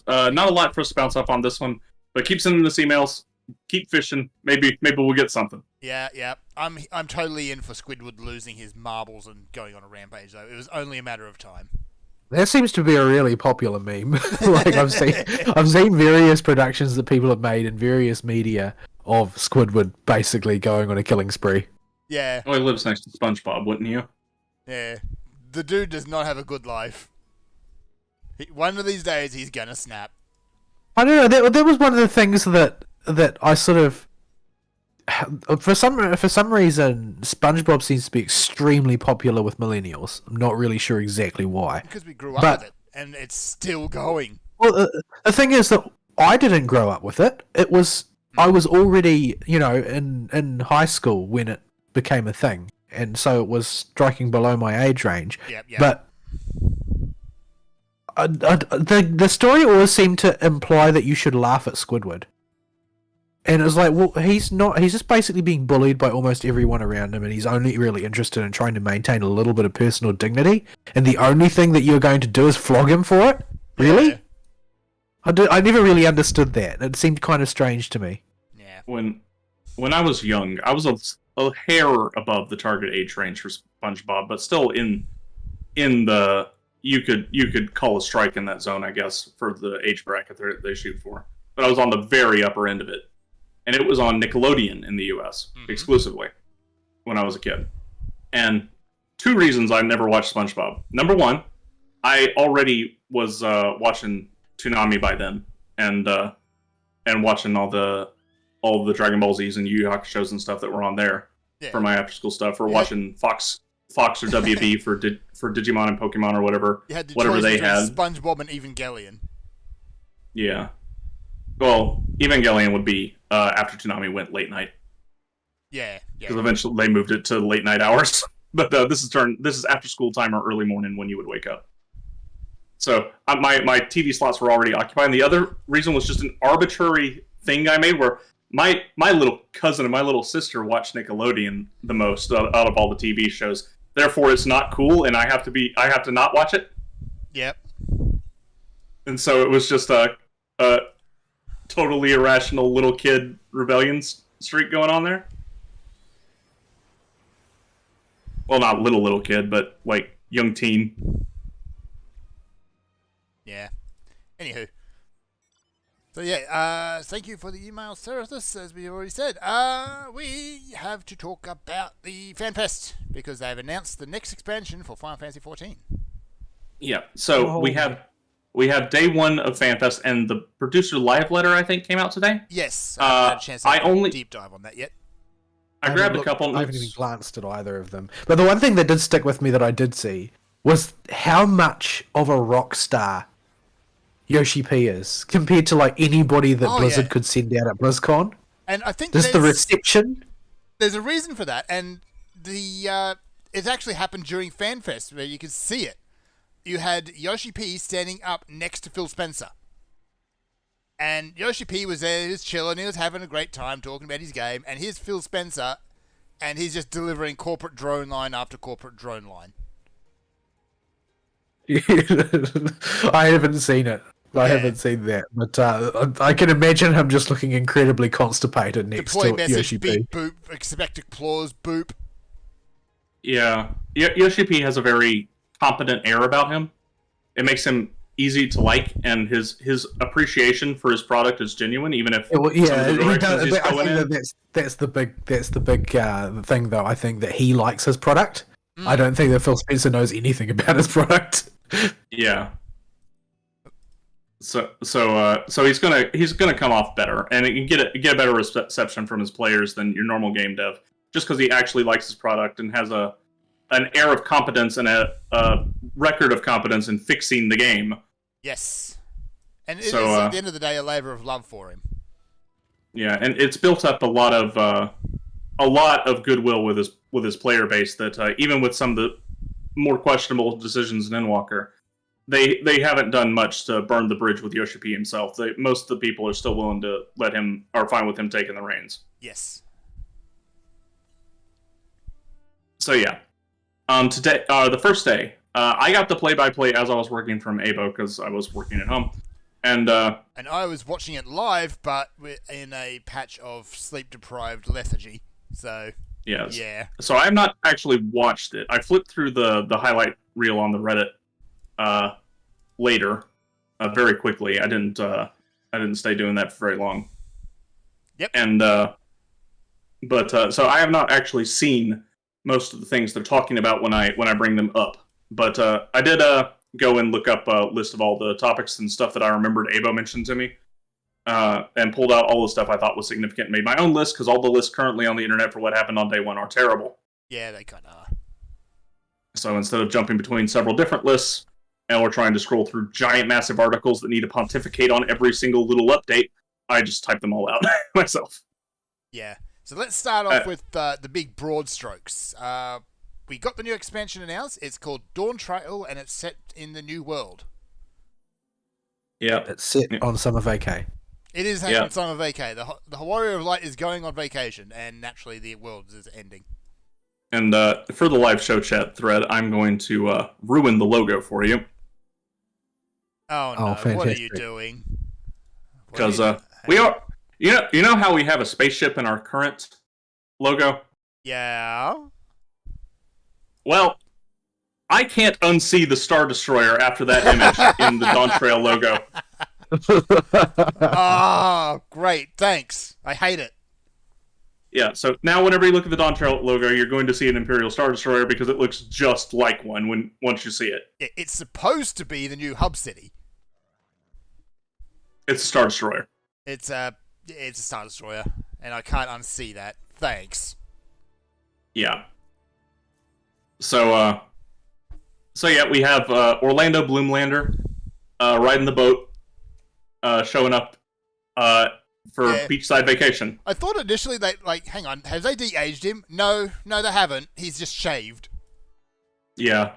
So he shaved for his vacation on a Mexican beach. Yes. And in the New World, and we see some fun, flashy snippets and some teasing of stuff, and people are pulling every little frame out of this trailer to go over it for what could be possible hints for stuff like the new classes and stuff. Oh yeah, and like autism activate. Go.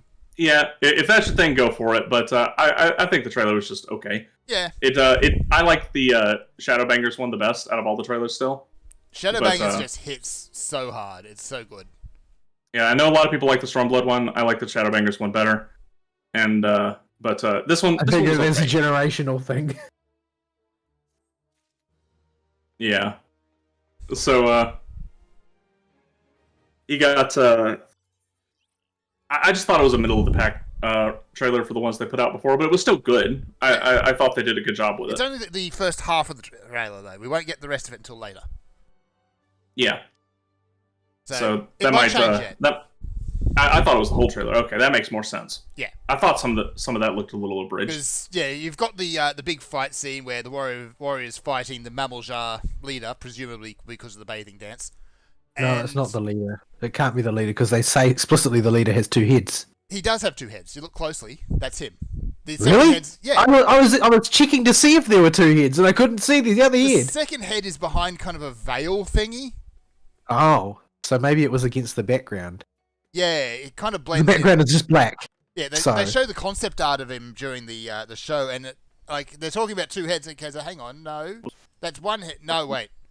Yeah, on the concept art, and it's kind of his second head's kind of tucked down, and it's got a veil over it, so you can't really see it.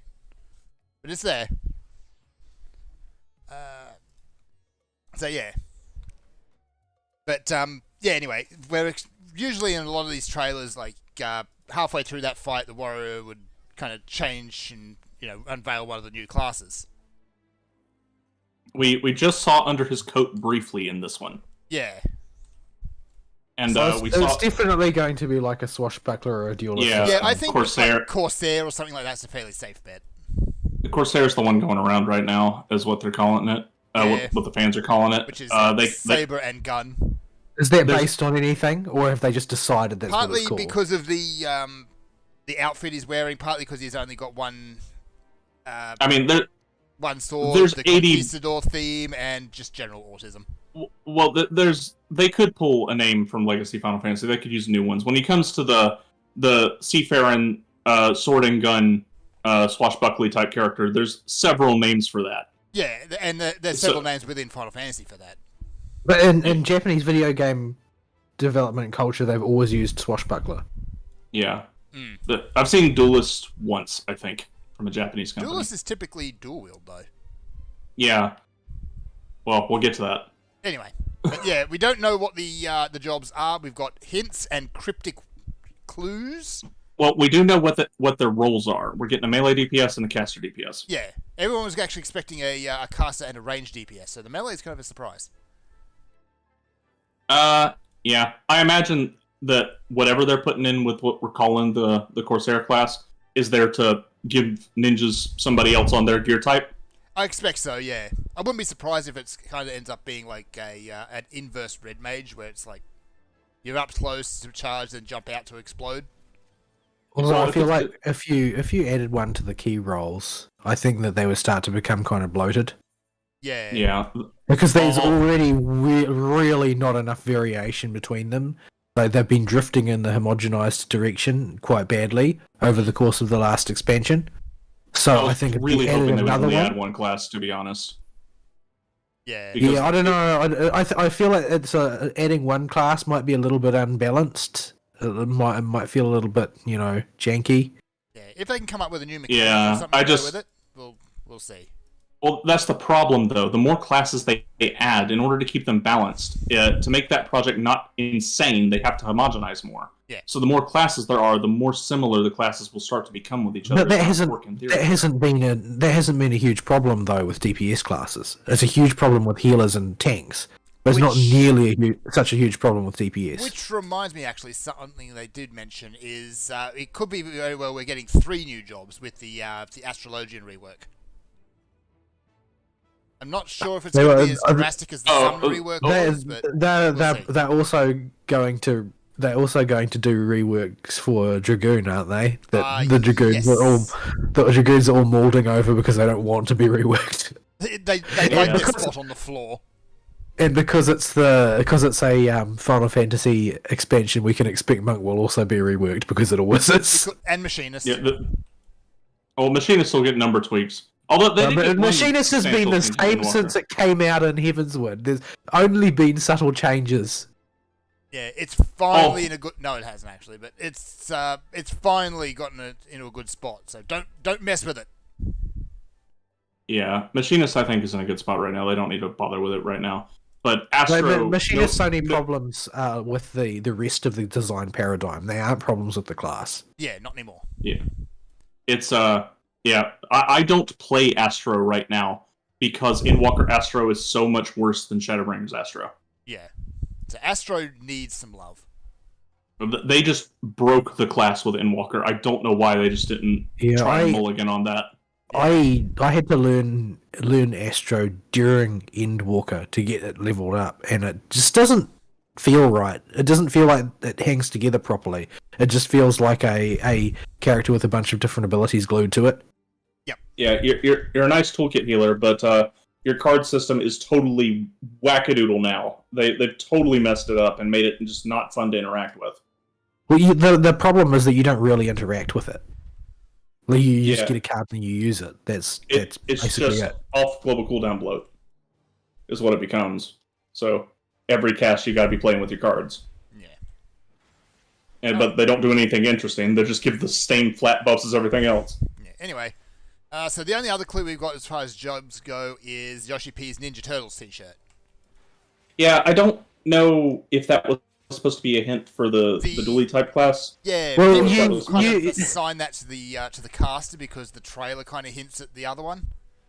So the current But, theories the thing is- are The thing is that people were saying that Yoshi P mentioned specifically Leonardo. yeah. Leo's prominent on that shirt too, so it could very well be that it's a dual wield melee. Which you In just real told me time, it wouldn't make sense when I brought up duelists.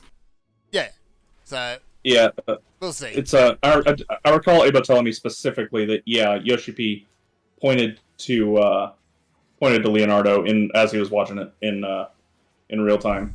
Yeah, I didn't really notice that, but anyway. So yeah. Standard expansion stuff is announced. Level cap raised. It is confirmed to go to 100, so we're not stopping at 99. Yep. New dungeons, new zones, all the stuff you expect with a new expect. Right from the get. No, Okay. they're going to release So- a new expansion with no new zones. That would make sense. That would make sense. So yeah, it's all Yeah, fairly so- standard stuff. They did mention that they're doing another thing along the lines of Island Sanctuary. Yeah, there weren't any At least details that given on Island that from what I could Sanctuary. tell. Yeah. So we'll It's see. just but- definitely not content The- for me. It's the- content for people with lots of free time on their hands. They went out of their way though to confirm 3 things that have been spotty with the expansions. The first one is Blue Mage is getting more spells. Probably it makes sense to keep Blue Mage going if you're setting it in the new world. You probably at least want to do one Blue Mage update to make sure they can explore a story there. I would not they're be doing more surprised if the Blue Mage tribe is in there somehow plot relevant. Probably just as a beast tribe. Yeah, they've got The Wallaki. they got Hildebrand coming back again, so they're not skipping that again. They learned their lesson. Well, they And, learned one lesson, but I wish that they would learn the other lesson. The one that they currently should be learning but aren't. With the That artifact weapons. Hildebrand is not an appropriate vessel for the relic weapons. Yeah, I like Hildebrand as much as the next Hildebrand fan, but I would rather have relic weapons be relic weapons and Hildebrand be Hildebrand. Yeah. Yeah, If they were going to be Hildebrand- Hildebrand-based weapons, they should be absolutely pointless and ridiculous. the Well, fact if that they were, nobody would get them. So I'd use it Yeah, totally as glamours. the fact that currently we have this terrible artifact garbage tied to Hildebrand just kind of makes the current Hildebrand art have a stink to it. If I can, I don't know if I'm saying that the way I want to, but it's Honestly, I liked as much as I liked the latest episode of Hildebrand. I think they committed a sin that they really should not have, and that is explain things. well, no, I don't think that was the problem with the latest one. Vol hasn't done it yet, so don't spoil it for him. Yeah, I'm not going to spoil it. So, But yeah, you don't do that. my only issue with the current Hildebrand questline is that it has this icky relic weapon tied to it, and that's going to be part of its legacy forever. Yeah, like I get putting Godbert into the relic line and having something like that, but having it still attached to the Hildebrand quest line, just because. Well, it wouldn't matter if the relic weapon was just at least had a quest series that was fun to do to get the weapon itself, but it's Yeah. not. It's you buy it from a shop. Buy it from the So shop. Hildebrand is forever tied to the relic that you buy from a shop. Yeah. Don't ruin Hildebrand. So yeah, that's my thoughts on that. Next, the third thing they went out of their way to tell people yes, more is coming is deep dungeons. Yes. So these have been every other expansion kind of thing previously. If we don't count the expansion to Palace of the Dead anyway. Nah, we don't. Well, I guess you could. So, but the Well, fact that they mentioned it's mostly just auto attack damage it is. that they added. Yeah.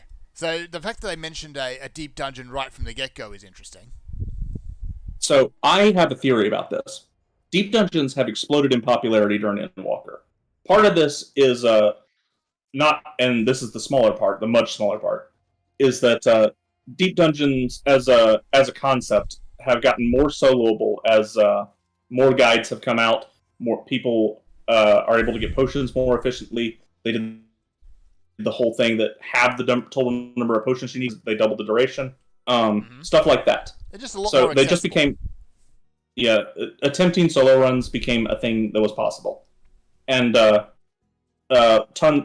community started to get big. They started to get some popular streamers and all that. That's all good and well. That's the organic growth of the Deep Dungeon content, and that's where it stops.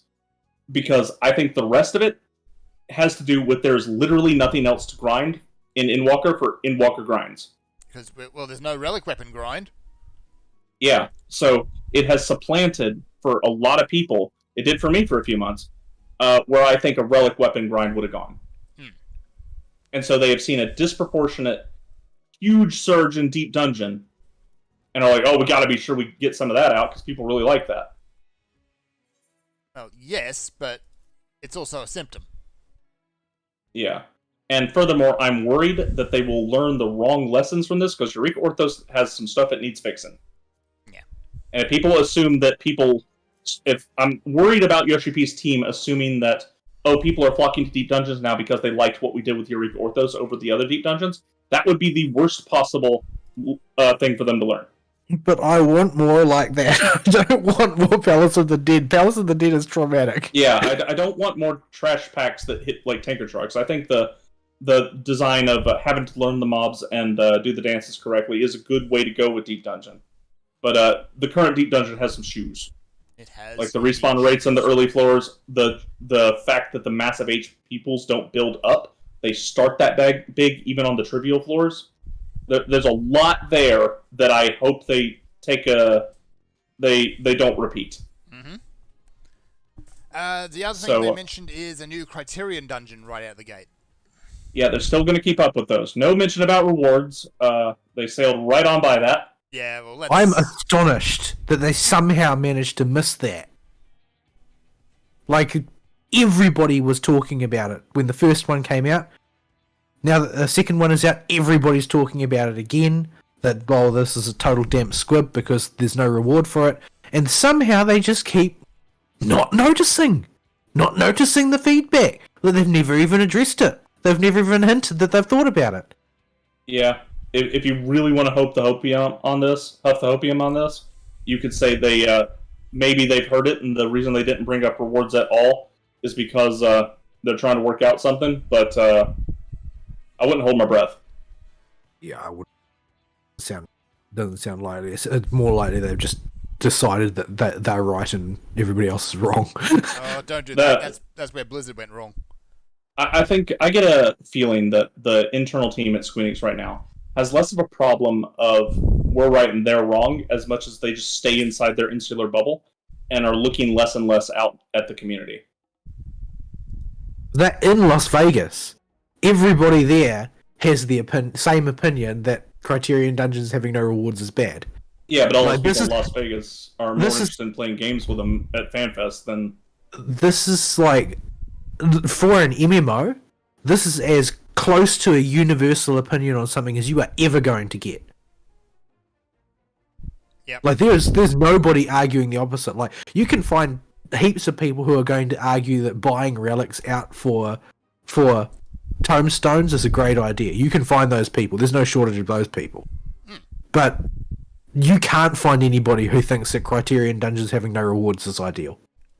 Yeah. There's no apologists for that position. There's what? 1 glam and a mount if you do all the routes, and that's it?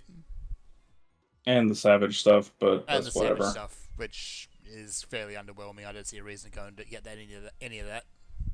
Yeah, it's not good time return for your money. No.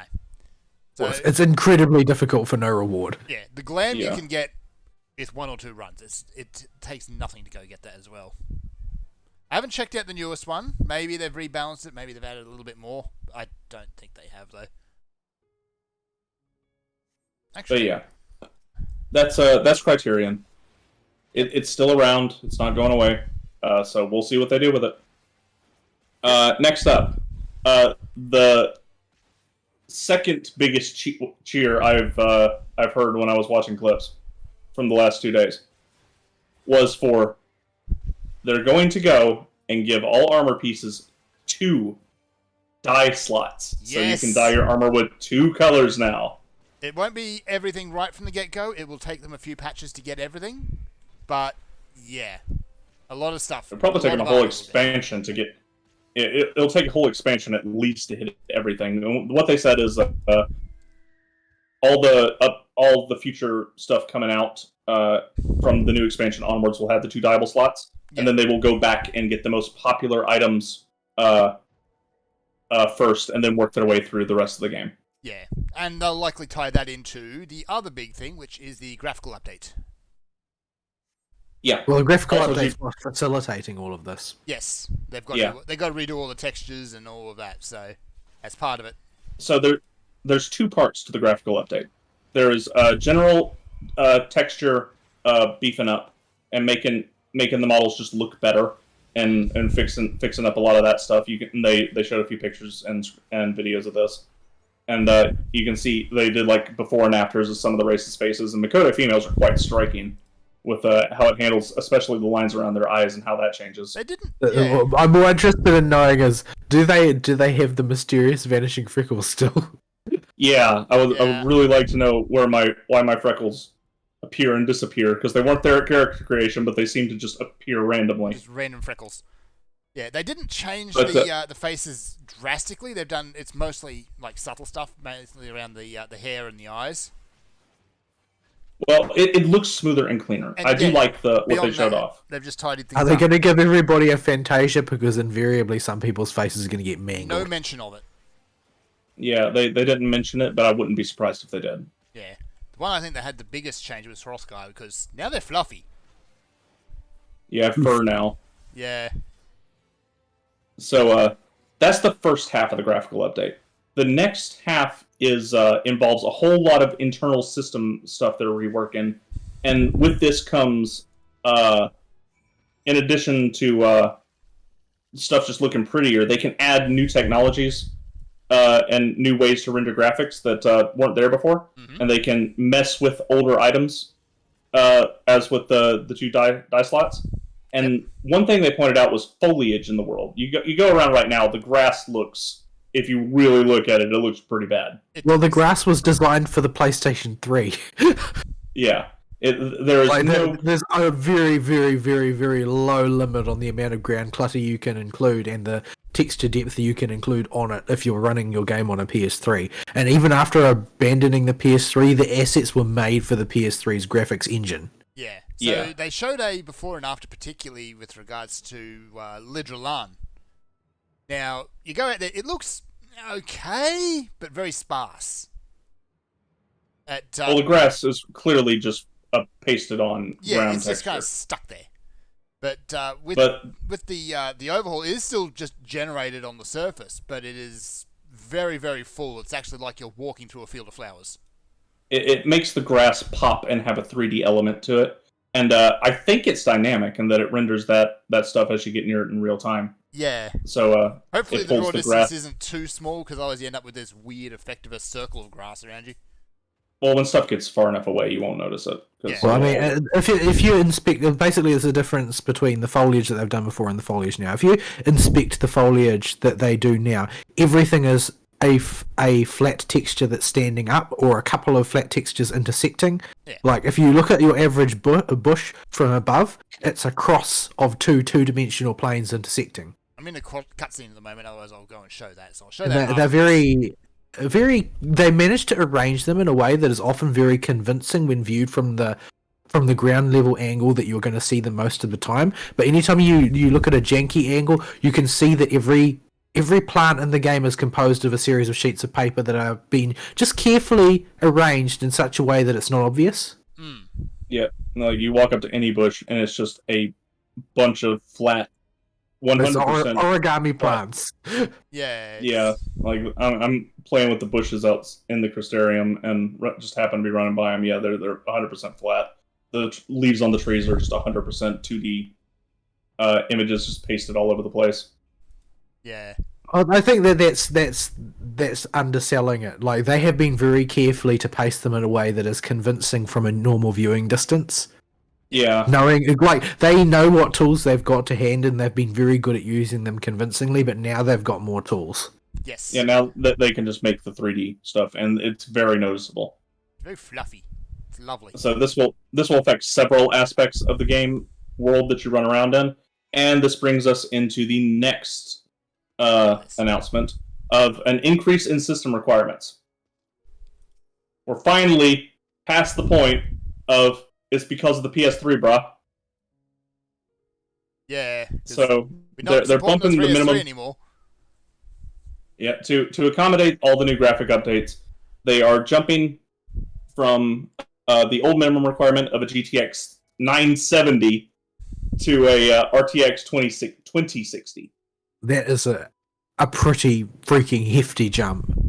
Yeah. It's a risky one too, because that's going to hedge out a lot of their current market. But yeah, with the given that they're completely overhauling how lighting, shadows, dynamics all work, it does come with a bit of a. I mean, I understand the cost, and I understand the justification. I understand the rationale. I just think it's commercially risky because of the cost of graphics cards.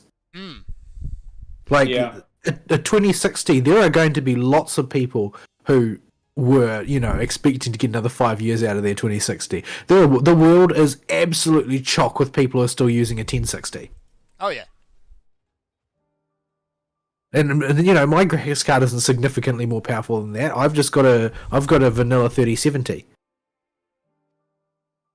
Yeah. And that cost a lot of money to get in this country, I'm here to tell you. You can get a 2060 for 200 US, it looks like. But for a card that's how old's the 2060 now? Very. Very. Yeah. It's two That's still generations pretty behind at this pricey. point. And if you want your graphics card to last a while, if you're going to upgrade graphics cards, you want to get a relatively recent one so that you get some mileage out of it. Anyway, So that's going to be a purchase for people. time is up. A couple of last little things that they mentioned. We can go into further depths on a lot of the other stuff as it comes to light. Is getting ported to Xbox. Thus, Phil Spencer's robotic ass being on stage. Yeah, not a whole lot to go with there. Free trial updated to go all the way to Stormblood. Yep.